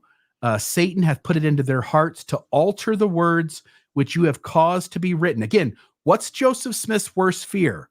The 116 pages show up and they contradict what he wrote, what he's writing now from the small plates of Nephi. And that's exactly what God's worried about. But God places the blame at the hands of those who hold them rather than the translator who's winging it, creating a book out of his own mind. Yes. And by the way, Dan Vogel has proposed, and I agree with him, that one of the reasons Joseph Smith did this strange thing about, instead of having Nephi's descendants keep the plates, we know they keep plates, right? Jacob's descendants tell us they keep plates, but that's a different set of plates, right? That's why it's almost certain that was the original story in the Book of Mormon. Now it goes through a different line. And that one of the reasons that Joseph Smith did that is because he could not remember the names of the kings in order. Yes. When you are winging a story and now you are about a year later, you are not going to be able to remember everything you did a year ago. Oh, yeah. So that could come back to haunt you. So as clunky as this looks when you're criticizing the believing viewpoint and to the believer, again, you and I were both uncomfortable with the way this 116 page, the loss of it sort of unfolds. But now when you look at it through Joseph Smith being caught off guard by their loss, he makes the perfect move at every turn. So now he's telling the audience, if those pages come forward, they will in fact contradict what I'm doing now. But instead of blaming me, God says you should blame them. Right. They're the wicked ones. Yep. Satan hath put it into their hearts to alter the words which you have caused to be written, which you have translated, which have gone out of your hands.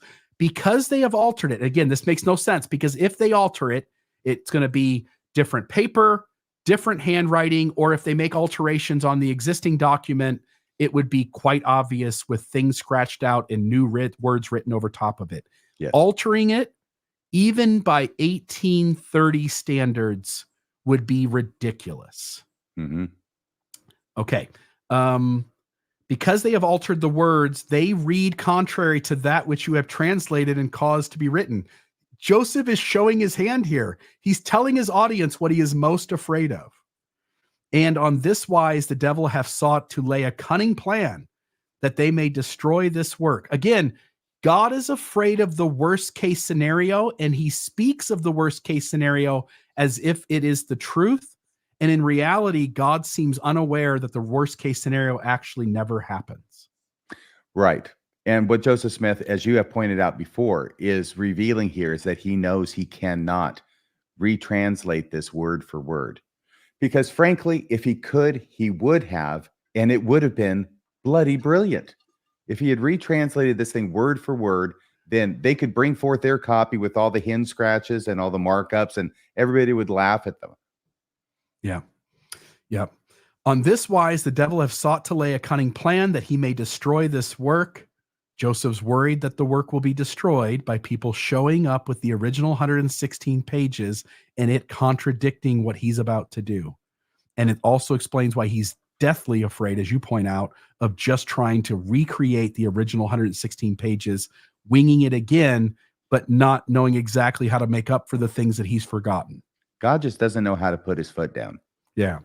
And then verse 13, he hath put into their hearts to do this, that by lying, if these people show up with those 116 pages, damn it, you should know they're liars, not me. It's them.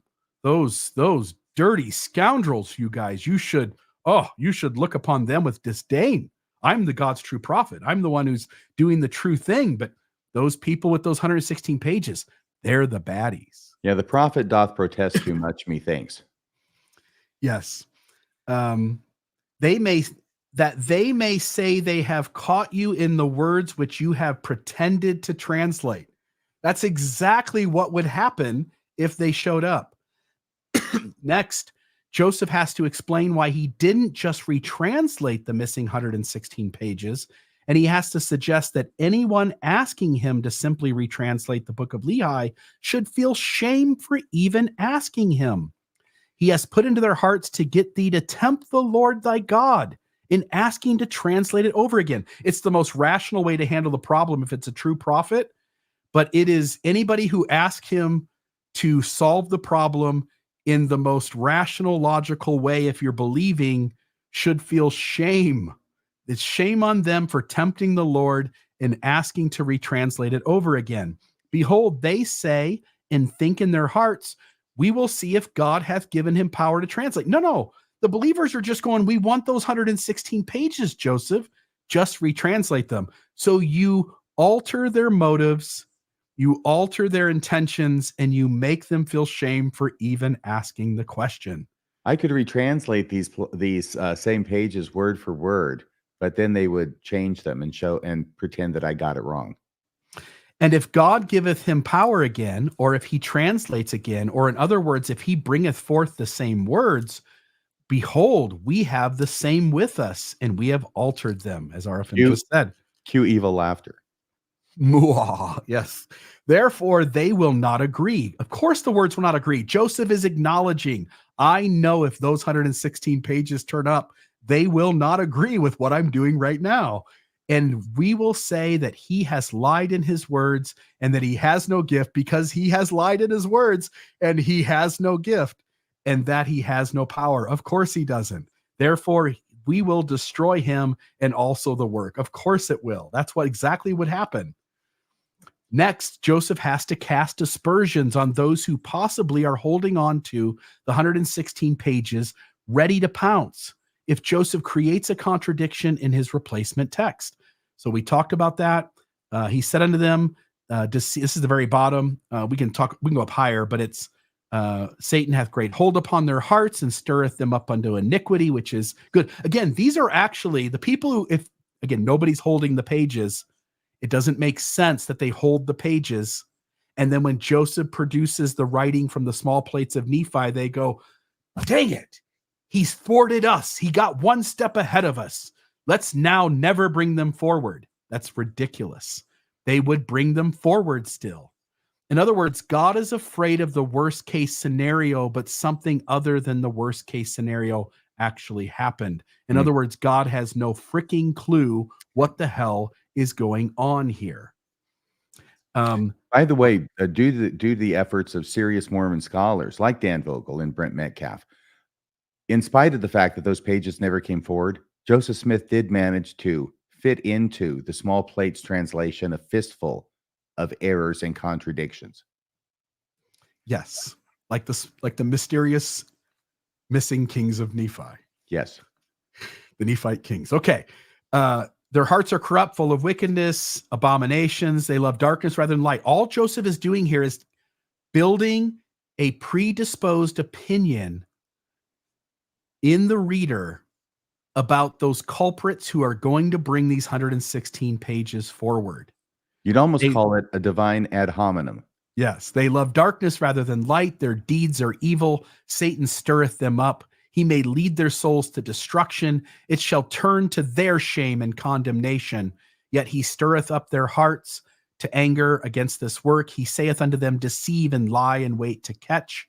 Telleth them that it is no sin to lie, that they may catch a man in a lie, because they caught the man in the lie. If those people actually existed, if the worst case scenario was actually true, but it is not. Do you have 3 minutes for me to tell a story from my childhood, which shows how dumb and juvenile this whole thing is? Okay, so I'm like 11 or 12 years old. I'm into archery. So is my best friend, Mark Zappallo. And we had our little bows. You know, these are not real bows. These are the bows you buy at, the kids store. And some little arrows, target arrows.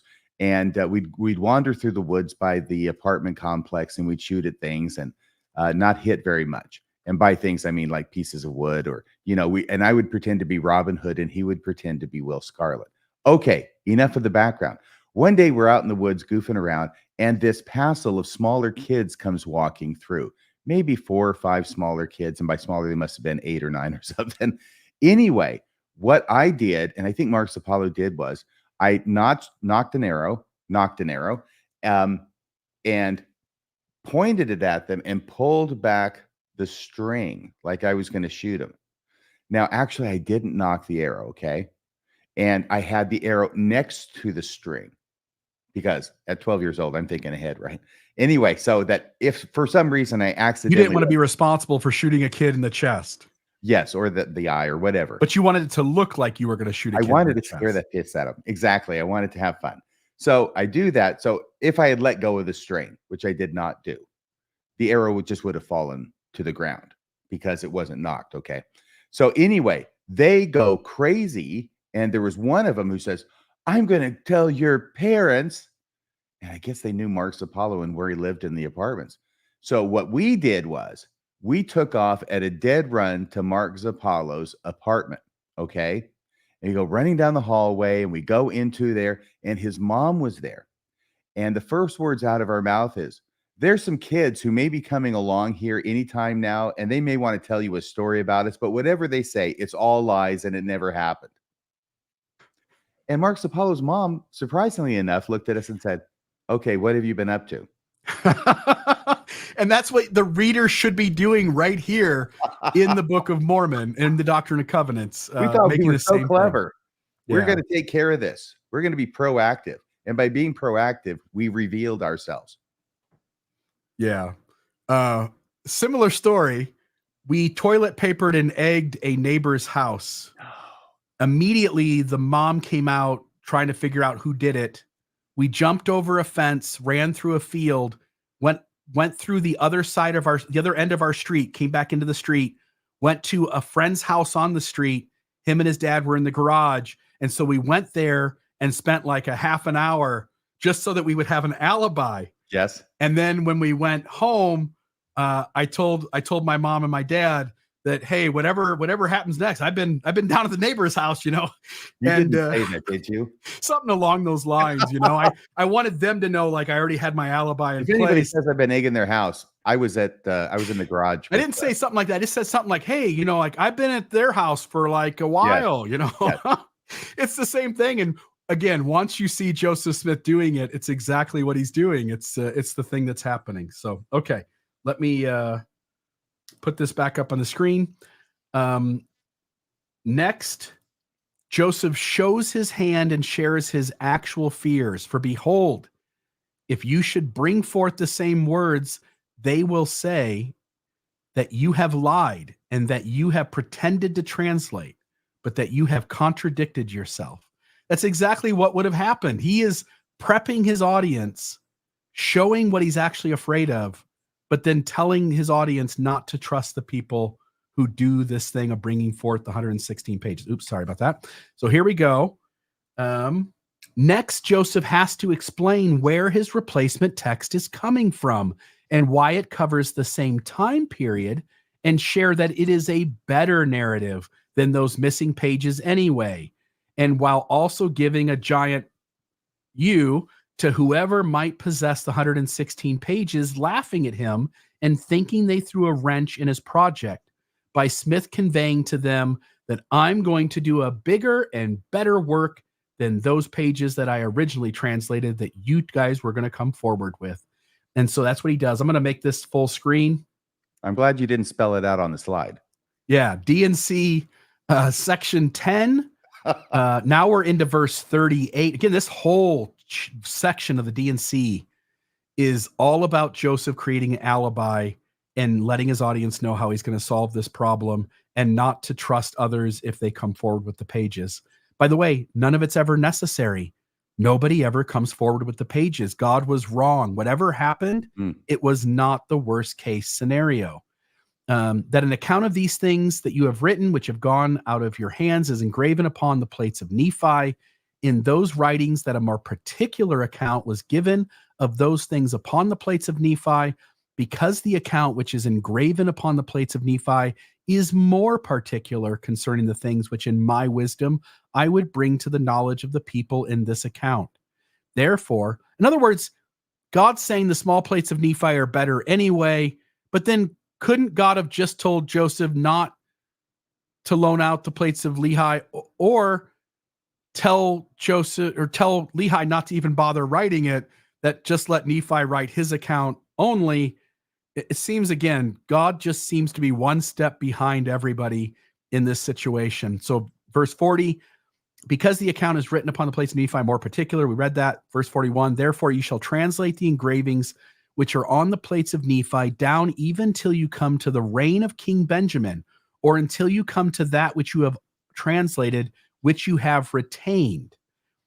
Again, the very ending of the Book of Lehi, which was not given to Martin Harris, which was translated just after with Emma, end of the words of Mormon, I believe, as well as Mosiah chapter 1 through 3. And I'm trying to think what else I want to say here about this. While you're thinking, it covers the exact same time frame. But go ahead, RFM. Yeah, I was just going to throw in that this idea that Joseph Smith has of having two separate records that cover the same time period is not new. And it would not have been new to Joseph Smith or any other Bible reader of the time, because they really understood the Bible a lot better than your average Christian understands the Bible today. They spent a lot more time, especially in the Second Great Awakening, studying the Bible, learning about it, learning the scholarship that existed at the time about it. And Joseph Smith knows that an obvious example is the four Gospels, right? Which all cover the same basic time period, but they have variations in them. Also in the Old Testament, you've got a situation where you've got some history books. You've got Chronicles. No, Chronicles is last. It's Samuel, Kings, and Chronicles. Okay. So Samuel and Kings are two books put together. It's first and second and first and second and first and second. But for purposes here, we'll just call it Samuel and Kings. That covers a discrete period of history. Then you have Chronicles. What Chronicles does is it goes back and it covers the same period of history that's covered by Samuel and Kings. And there are variations in the stories that are told. So all I'm saying is that this is not an idea that Joseph Smith had to come up with on his own. There were already instances of this happening in the Bible. Love it. All right. So now, in fact, I can put it up so we're on the screen here. Therefore, let's see here. And behold, you shall publish it as the record of Nephi, and thus I will confound those who have altered my words. I will show unto them that my wisdom is greater than the cunning of the devil. They have only got a part or an abridgment of the count of Nephi, which is sort of weird because what they have is the account of Lehi. There are many things engraven upon the plates of Nephi, which do throw greater views upon my gospel. Again, the plates of Nephi are better than the plates of Lehi. Therefore, it is wisdom in me that you should translate this first part of the engravings of Nephi and send forth in this work. So there's that. All right. Now we're getting towards the end. This approach, when you look at everything from this angle, this approach explains, 1, why God calls Martin wicked and lambasts him. 2, why God takes away the translation ability for 10 months. Number 3, why God insists on this absurd idea that there are wicked people with designs to alter the original 116 pages. Number 4, why in spite of God's fears of altered pages showing up, such never does. Number 5, why God is afraid of the original 116 pages turning up, in spite of God's somewhat irrational fear that alterations wouldn't be noticeable, handwriting differences, paper differences, ink differences, visible alterations. Number 6, because, by the way, there wouldn't be paper differences, and there wouldn't be visible alterations, and there wouldn't be handwriting differences, and there wouldn't be ink differences. It would be the frickin' 116 pages. And you know you're in trouble when your God is starting to act irrationally. Yes. Number 6, why we are told about this irrational alteration fear when much more rational scenario is that Joseph Smith is deeply worried about the original 116 pages resurfacing as is. By the way, all of this is explained by the 116 pages resurfacing as is being the number one fear of Joseph Smith. Number 7, why Joseph and God refused to retranslate the Book of Lehi at all costs. This is not going to happen no matter what. Shame on you for asking. Number 8, why Joseph Smith starts with Mosiah priority and comes back to the first book of Nephi at the end. In other words, Mosiah through Moroni, then come back to first Nephi, second Nephi, Jacob, Omni, all of those. In order to wait as long as possible for those missing pages to show up before he actually begins translating a different account covering the same period. Yep. It explains why Nephi's record says all the kings are named Nephi, and King Mosiah I immediately breaks with that tradition and begins naming the king. All the kings are named differently. Number 10, why the replacement material covered the exact same time period. Number 11, why Joseph can use the seer stone to ensure the plates are safe and claim to locate lost objects, but the stone isn't even considered an option to see where the missing 116 pages are located. Number 12, why God only knows what Joseph knows. God is only afraid of what Joseph is afraid of, and why God suspects what Joseph suspects, in spite of none of that actually ending up being the case. God can only go as far as Joseph can go in Joseph's thinking, and God can go no further. God can only see what Joseph can see. Yes. Why Joseph says he lost the power to translate. He hopes the pages turn up. He buys himself time to come up with a backup plan. If they do turn up, he doesn't have to redo them. He simply continues. This is the most rational decision, because if he continues translating, he will create things that might run into contradictions. The smart person here buys themselves time Quote, I lost the power to translate, unquote. It's what RFM or I would do. Don't act swiftly. Give yourself some time. Hope they turn up. Then months go by and they don't turn up. Well, you have to do something. This new religion won't start itself.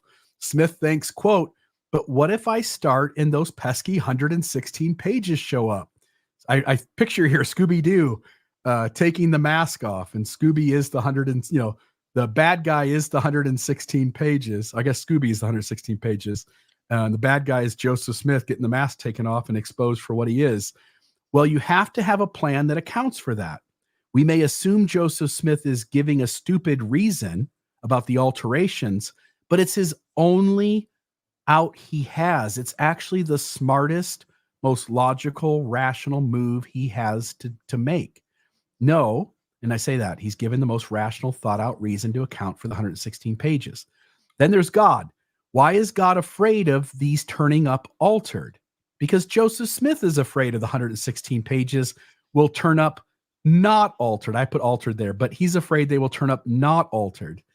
God's fear is irrational. Joseph's fear is rational. It's based on a real fear. There's a real possibility those 116 pages turn up as is. That's the real fear. God already knows if they are destroyed or not. God already knows if they're going to come forward or not. And yet God doesn't indicate he knows those things at all. He seems to be just as much in the dark, afraid, as Joseph Smith is. Joseph does not know if they're destroyed or not, or if they will come forward. God only knows what Joseph Smith knows, and he knows no more. All right. Now I want to finish with what you discovered. I think I saw something about this a few months ago. Dan Vogel and I had a conversation a few months ago, but you discovered this and put this so clearly. Will you explain to us what might be the greatest indication that Joseph Smith effed up in losing the 116 pages? I've got to tell you, I don't know if it's the greatest, but it seems kind of big to me because I had never heard of it or read about it to my recollection before noticing it yesterday morning when I was doing some research preparing for tonight's show. It seems that this may be another instance of a seam between the small plates and the other part of the Book of Mormon that was translated first. In Mosiah 28, this has to do with the Jaredites and how it is the Nephites find out about the Jaredites and the civilization and everything, and they're destroyed. And the most commonly referenced, I think, or talked about in church story comes from Mosiah 28, which is, of course, well into the commencement of the retranslation of the Book of Mormon in April of 1829. And this is the one where it talks about the people of Lehi going and finding these ruins, all these dead people. Apparently, the people of Lehi found all the dead Jaredites. We can't find any of them today, but they could find them pretty easily. And in addition to all these bodies and the armor and the smell, they also found 24 gold plates, right?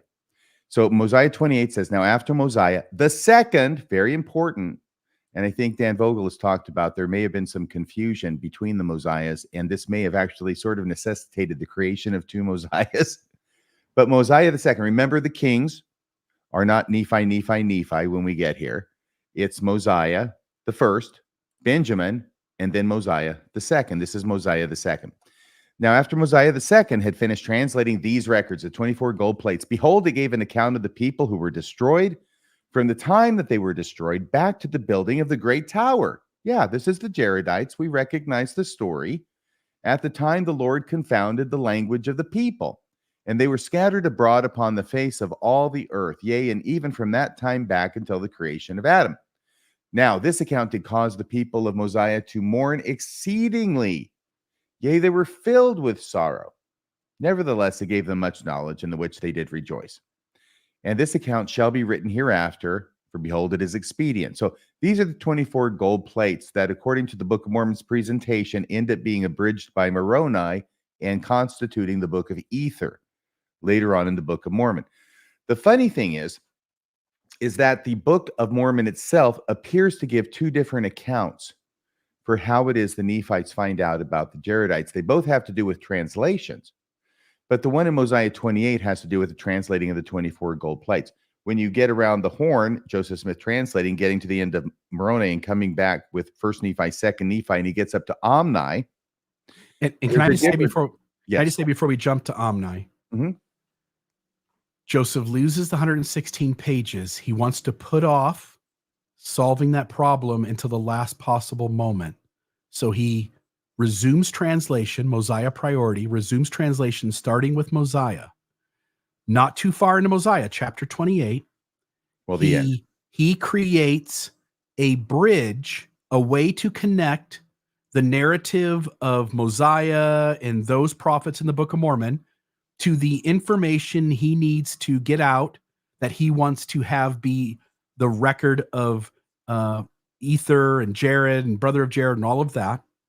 And so on the front end of this retranslating, he creates this bridge of 24 gold plates. By the way, gold, there's plates of gold. So we have another problem of more plates of gold that the prophets say they're not talking about color. It looks like they're talking about substance. And then as you're pointing out, on the back end, now he's finished the Book of Mormon. He comes back to First Nephi, Second Nephi, Jacob, and then he goes through all these prophets that are one at a time, a page each. And Omni is one of them. And something else happens here. Go ahead. Right. So we have to give credit to Joseph Smith. I mean, he's spinning so many plates in this narrative, and he keeps track of what he keeps track of, but other plates fall to the ground. And it appears that this may be a plate that fell to the ground. By keeping track of things, I mean, at Mosiah 28, he's talking about the 24 plates, and they'll appear hereafter in the book. And they do in Ether. He keeps track of that plate, right? But he comes around the horn, and he's getting to the Book of Omni, and now we have what appears to be a different account of the translation of the Jaredite records and how the Nephites came to find out about them in Omni chapters. There is no real chapter. Verses 20 through 22. And it came to pass in the days of Mosiah, the first. Okay, this is the first. This is several generations before the account in Mosiah 28, as you would expect, since it happens before. And it came to pass in the days of Mosiah the first, there was a large stone brought unto him with engravings on it. And he did interpret the engravings by the gift and power of God. And they gave an account of one Coriantumr and the slain of his people. And Coriantumr was discovered by the people of Zarahemla, and he dwelt with them for the space of 9 moons. Because that's how Nephites used to talk, 9 moons. It also spake a few words concerning his fathers, and his first parents came out from the tower. At the time the Lord confounded the language of the people. It sounds like we just read this. And the severity of the Lord fell upon them according to his judgments, which are just, and their bones lay scattered in the land northward. So it does appear that there's 2 different accounts of a translation that occurs by an individual named Mosiah, although it's not the same Mosiah, as it has to turn out, but they're different. And even if both of these stories were correct, it does appear that there's a duplication story going on. It doesn't seem to account for why it would be that you would need the second story in Mosiah 28. And it certainly doesn't account for why it is that the text in Mosiah 28 makes a point of saying how sad the people were, that they caused them to mourn exceedingly, yea, they were filled with sorrow over this account, when you would think they would have known about it when a few decades earlier, the first Mosiah translated the same record from a rock. Yeah, and let me say this differently. When Joseph picks up the translation, he starts in Mosiah. When he gets to Mosiah chapter 28, he knows he already has in his mind he has to do this Book of Ether, whatever his reason is, and I haven't thought that through yet, but he seems to be aware that he's got to make this connection. So he comes up with the reasoning for how the Book of Ether comes to be, the 24 gold plates. He works through the entire translation of the Book of Mormon, gets to Moroni, goes back to the beginning to solve his problem of the 116 pages, and he starts translating First Nephi, Second Nephi, Jacob, then he gets to Omni, and he forgets that he has already solved the problem in Mosiah 28. And so he decides he's going to solve the problem in his mind, either the first time or maybe the second time but the first one he might have thought was in the 116 pages. Because there's such a time distance between Mosiah 28 and Omni in translation, Joseph comes up with a completely different explanation for how we got the Book of Ether, because he forgot that he had already stated how he had gotten the Book of Ether in Mosiah 28. So in Mosiah 28, the Book of Ether comes from 24 gold plates. And in the Book of Omni, it comes from a stone with engravings on it. And it looks and appears like a contradiction. Now, the apologist is going to come in and go, well, it's actually both of them. Well, as RFM points out, it makes little sense then that these people are learning about the people from the Book of Ether for the very first time in Mosiah chapter 28. Joseph effed up. He screwed up. And this is a direct connection to the fact that this having to solve the 116 pages of the Book of Lehi and putting off the substitute material as long as he could created so much distance in time that Joseph forgot what he had already dictated. I think that's a probably a good explanation, and one that I would subscribe to.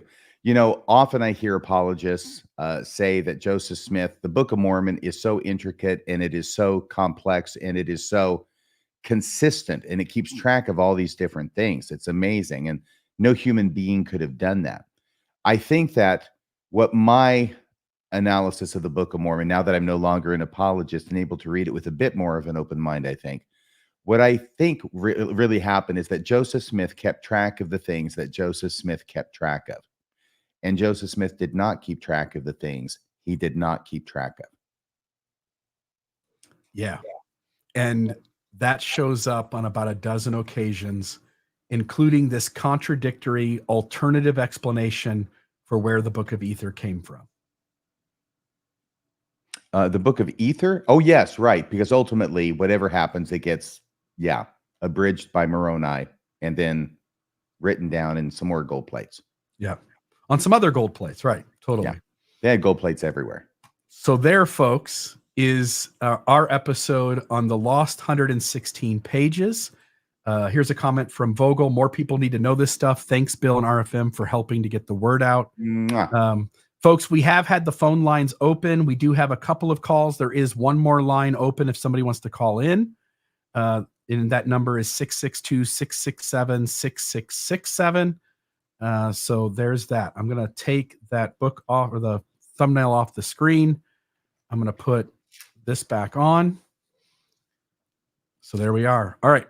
Comments. I'm going to take that off and get rid of our names off there. And we'll go to the phone lines. Anything else from you, RFM, before I do that? No, but I think this has been a jolly good time.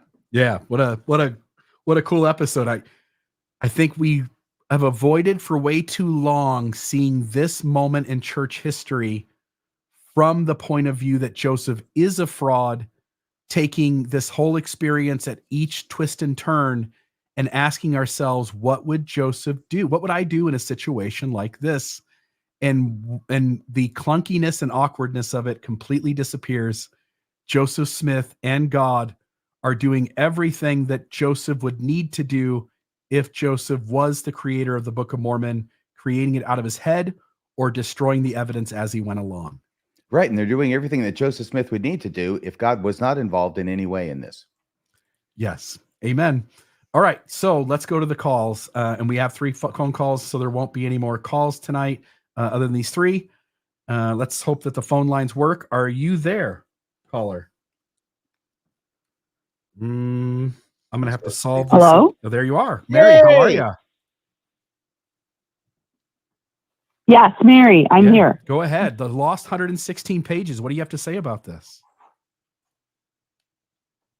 Well, okay, as a Never Mormon who loves your show, because More I and love more how of those, it's history. It helps me understand the way people were thinking back after the Second Great Awakening and all that kind of stuff. And so I just wanted to say that when I first heard about the last 116 pages, it kept nagging at me that this sounded familiar. Why does this remind me of something? And what it reminded me of is a story that the actress Emma Thompson tells about she wrote the screenplay for the movie Sense and Sensibility. And just as she was finishing, her Apple computer crashed. Her laptop crashed. And she, in the middle of the night, drove into London to her friend Stephen Fry's house, who is a comedian. And he spent all night into dawn, because it was due the next day, into dawn, getting these words that she had written, all of this work that she'd written from her computer, so that she could turn it in the next day when it was due per her contract. And what it made me think about was that knowing Stephen Fry is probably a lot more useful than knowing God, because he was helpful and got her words back. But her panic, her lamenting, she talks about how she was wailing in his stairway as he locked himself in his room to try to fix her computer. It made me think of what Joseph must have been doing. Yes. He must have been just a weeping and a wailing. Absolutely. So I did not that's know what that it reminded me of. And I did have a question. Oh, it's great. I watched this show called Quite Interesting, and yeah, you can learn all sorts of stuff like that on there. So, but yeah, it's a great story. But then I also have a question. I've always wanted to know, since I heard the story, what do you think would have happened if Mark Hoffman would have produced 116 missing pages, especially if he had given it the white salamander treatment? I'm going to let you think about that while I make an extraneous comment and say about Stephen Fry. Jeeves saves the day again. Absolutely. I love Stephen Fry. Love Stephen Fry. Mary, I was going to say there's no way Mark Hoffman could have produced the 116 pages, because Chris Nemelka is the one who is the God-ordained person to do that. Oh, this is the sealed portion. This isn't the 116 pages of Lehi. This is something I'm off. There's so many plates. It's amazing. There's so many, yes. Could exist in this I little messed 4x6x8, little package of plates. Well, when you do Reformed Egyptian, you can cover a lot of ground quickly. The sky's the limit. So, oh my goodness. I was wrong, Mary. I was pulling out a different problem in Mormonism, which is the sealed portion of the Book of Mormon. If Mark Hoffman had come up with that by the way, that would have been a great thing to come up with. 116 fool's cap pages in Martin Harris's handwriting. Right. I'd heard that was like on his agenda. Like that was something he wanted to do. And it may have been, but I think the thing he was working on at the time was it the Thomas Marsh collection? McClellan, thank you. Yeah. The McClellan collection. The McClellan collection, and didn't the church already have that in their vault? And yeah, but they didn't know it. Yes, they didn't realize it. They're actually having a proxy from Canada, a wealthy Mormon proxy, negotiate with Mark Hoffman to purchase this collection that Mark Hoffman doesn't have, and the church actually does, but they just don't know it because they haven't organized their stuff well enough as of this time period in the mid 1980s. Yeah. Right, because they're still trying to hide everything. But I just wondered what the reaction would have been if he had somehow produced this 116 missing pages, especially if it seemed he took some perverse pleasure in sticking elements in there that would test the faith of Mormons, and try to pass it off as real. Yeah, Hoffman always did that. Right. So Hoffman was always sort of trying to get people to sort of see that Mormonism didn't add up. And he used sort of similarities between what he was creating and what he was trying to play off of in the original history to try to do that. So, and by the way, being a handwriting reproducer expert, the guy who can write someone's signature and get it done perfectly, he would have been the perfect guy to do the 116 pages and have it show up in Martin Harris's handwriting. Oh, right. Absolutely. I mean, he fooled so many people, so many very smart, not even just Mormons, other people, historians. Yeah. It would have been so many people. It would have been a big project for him, certainly. And I think, look, I'm no expert forger, but I've read a little bit about somebody who is. And I think that the biggest problem that he would have been in coming up with the paper. that was old enough and big enough in that many pages. Because typically he did things that were shorter, and he would find books that had been published in old libraries in the restricted section because they're old and valuable. And he would go in there and he would maybe cut out a couple of back pages that had no printing on them. Yeah. So that then he has paper that is legitimately old. But to get 116 of those would be near impossible. Probably is impossible. It would be difficult. Right. And maybe he would come up with a few, I don't know. But I could imagine he could have an interesting retelling of the story of the Liahona. Yeah. If Chris Nemelka can do something similar, then Mark Hoffman could probably have accomplished it. And by the way, I just want to say, Mary, you said you were a never Mormon. You seem to really know some Mormon history. And I just want to say kudos to you for investing time to sort of understand Mormon history. So, anyway. Well, thank you. I'm about 40 years post-Baptist, but I've always been very fascinated by religion in general and all of the uniquely American religions in particular. So I watch you guys a lot. I watch Mormonish. I watch John Dehlin. I watch a lot of, former JWs. I'm really fascinated by this strange American way we have of recreating religions over and over again. Yeah. Well, you know what the angel Moroni would say to you if he were here right now? Hello, Mary. Hello, Mary. Hello, Mary. If you don't know what that's from, Mary, you'd have to go back and watch our Moroni episode. So the life of Moroni. It's been a while, so I will have to go back and watch it again. It's from a church production where they have an old guy portraying Moroni, and Mary Whitmer comes out and he goes, "Hello, Mary." Oh, Mary, thank you so much for calling. Appreciate so much the call. Excellent phone call. Thank you. Okay, thanks, guys. Have a good night. Yeah, you too. Thanks.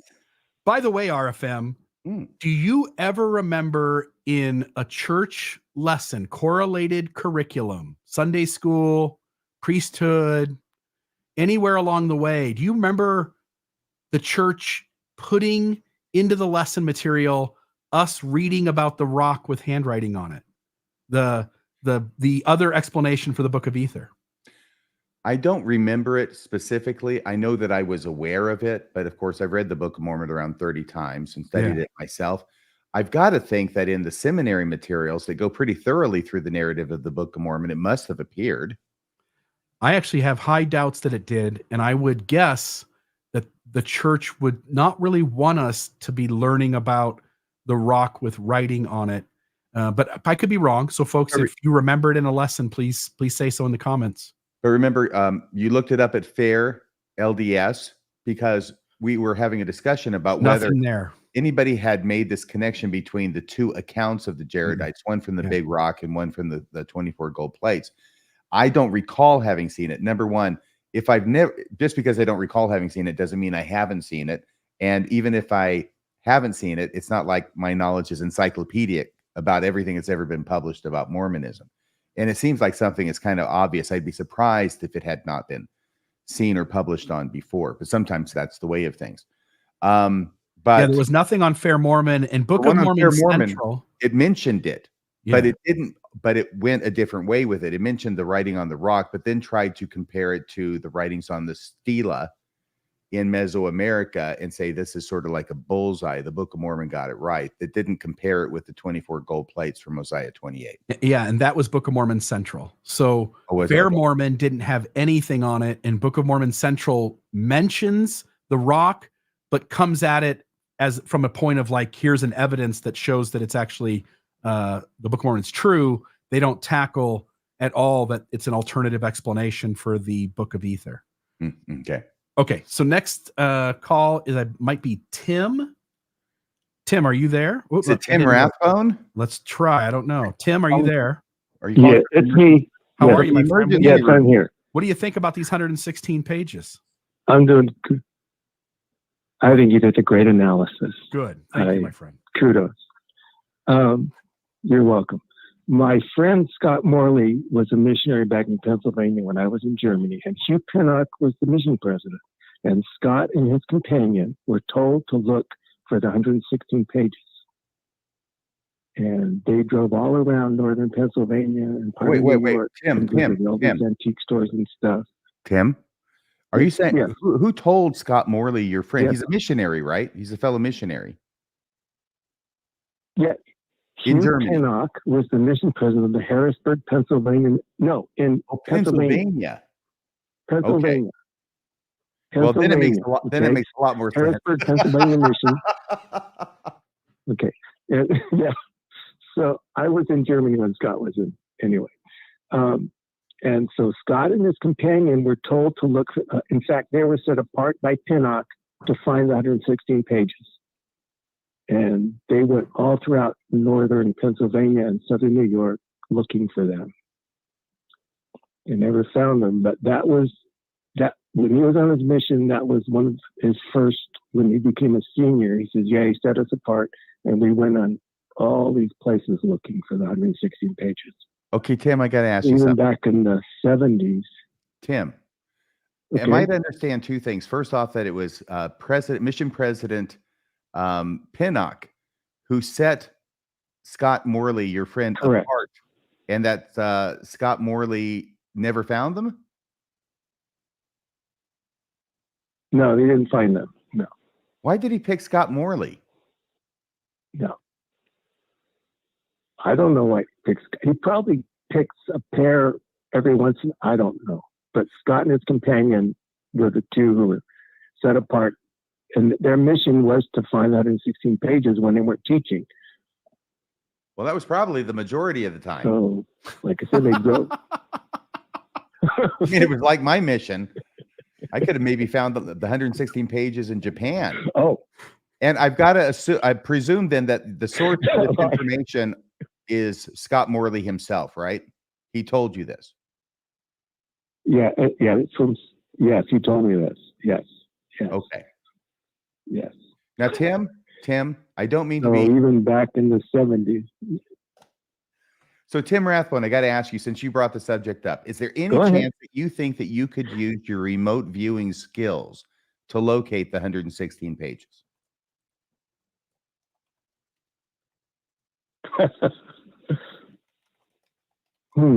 Good question. Just an idea. Have you ever tried? Have you even thought about it? Well, you'd have to give it a target, and you can't. It doesn't work like that. You have to be given a coordinates. There has to be in an envelope some numbers, and you have to write what it is, and then focus on it. And when you get and you're given the coordinates, and then you have to find it. It sounds like you're saying you have to know where it is before you can see it, but I'm sure that's not what you're saying. That's how Joseph Smith's treasure digging ability. No, how it works is you're given a number, like when Paul Smith, Paul went to Switzerland. Paul was one of the first. Okay, Tim, we're not hearing you right now, but so what number? You mean like 7? The number 7? The number 6? The number 13? No? No. A bigger number? Look, I'll send you. Let me send you a message through Messenger. Tell you explain how it works. Do that. Okay, because it's probably going to be a little too technical for tonight. Oh, you're right. Tim, thank you very much for the phone call, and that's a cool little story. Wait, I got one. Oh, please. I got one more. I got one more. Okay, go ahead. Okay, so there was also a rumor that somebody here in California had 116 pages, and Dave Whitaker from the Bureau Archives came down to look at them, and he described them as being wrapped in a pink ribbon, and they looked about the right size. They look about what size? But let's get back to about foolscap paper size. Okay. Legal size. And he said they looked authentic, but he wasn't sure about that. And then when Hugh Pinnock, later on, he becomes a GA, and he's on First Interstate Bank. And when they were trying to get the money together for the McClellan collection, yes, he was the one responsible for getting that money together. to pay for the McClellan collection. And the day that Mark blew himself up, he was supposed to meet, I can't remember his name. Anyway, he has a bookstore in Provo. It was like $100,000 cashier check or something that he was getting out, wasn't he? Yes. And Mark had, the reason Mark Hoffman created the Salamander letter and the 5 or 6 signatures of Martin Harris was to do the 116 pages. He was forging them. If the police were to ever release the stuff they found in his car, there might be a sample of the 116 pages that he was working on in it. Okay, very interesting. Because I have it on good authority that Mark was indeed working on 116 pages. Okay. Well, it would have been a big project, right? Yes. Well, he got the paper out of Niles registers, at the back of Niles register. He cut the paper out and used that paper because it's from 1830s, 20s and 30s time frame. So that's what he used for the Salamander letter. And if you ever go to BYU and you go to Niles registers and you pull them out, look in the back, you can see where he cut the sheets out. To this day, probably. So, hey, very interesting. That's how he did it. Tim, thank you so much for calling. I appreciate it. Dogs. I mean, Bill's dog is starting to bark, which is a sign we're going to have to close out the show pretty soon. He's got to take the dog out. Otherwise, bad things happen. Okay. Okay. Thank you, Tim. Right. Okay. And he is going to bark. So let me just get to the next caller, and I'll mute myself so the caller can talk. So, caller, go ahead and talk about the 116 pages and what you want to share with the show. Yeah, hi. My name's Jen. I am another Nevermo in Mordor. Wow. Another fan of the show and also a longtime donor. So I have also been obsessed lately. And was it Jen or Jan? Is it Jen? Random Jen with an E. I randomly landed in Utah coming out to ski for a year, and it came to pass that 30 years went by and I'm still here. My brother-in-law owns a bookstore, and about 20 years ago, he gave me David Pursuit's book, Joseph Smith and the Origins of the Book of Mormon. And I got to the section about the 116 pages, and I laughed my fanny off and thought, this is completely absurd. Like, how does anyone get past this? And, read it out loud to as many people around as I could find, and then finished the book, which I didn't totally get because it kind of went into view of the Hebrews and all this. But my overall take was like, yeah, Joseph Smith, good on you. I can't believe anyone bought your story. So I put it all aside and went on with my life, and then pandemic, and I went back down a Mormonism rabbit hole the last several years. So anyway, long story short, I really appreciate that you've linked this to the Book of Mormon, because I've listened to my Book of Mormon podcast. I just listened to Aaron Ross show.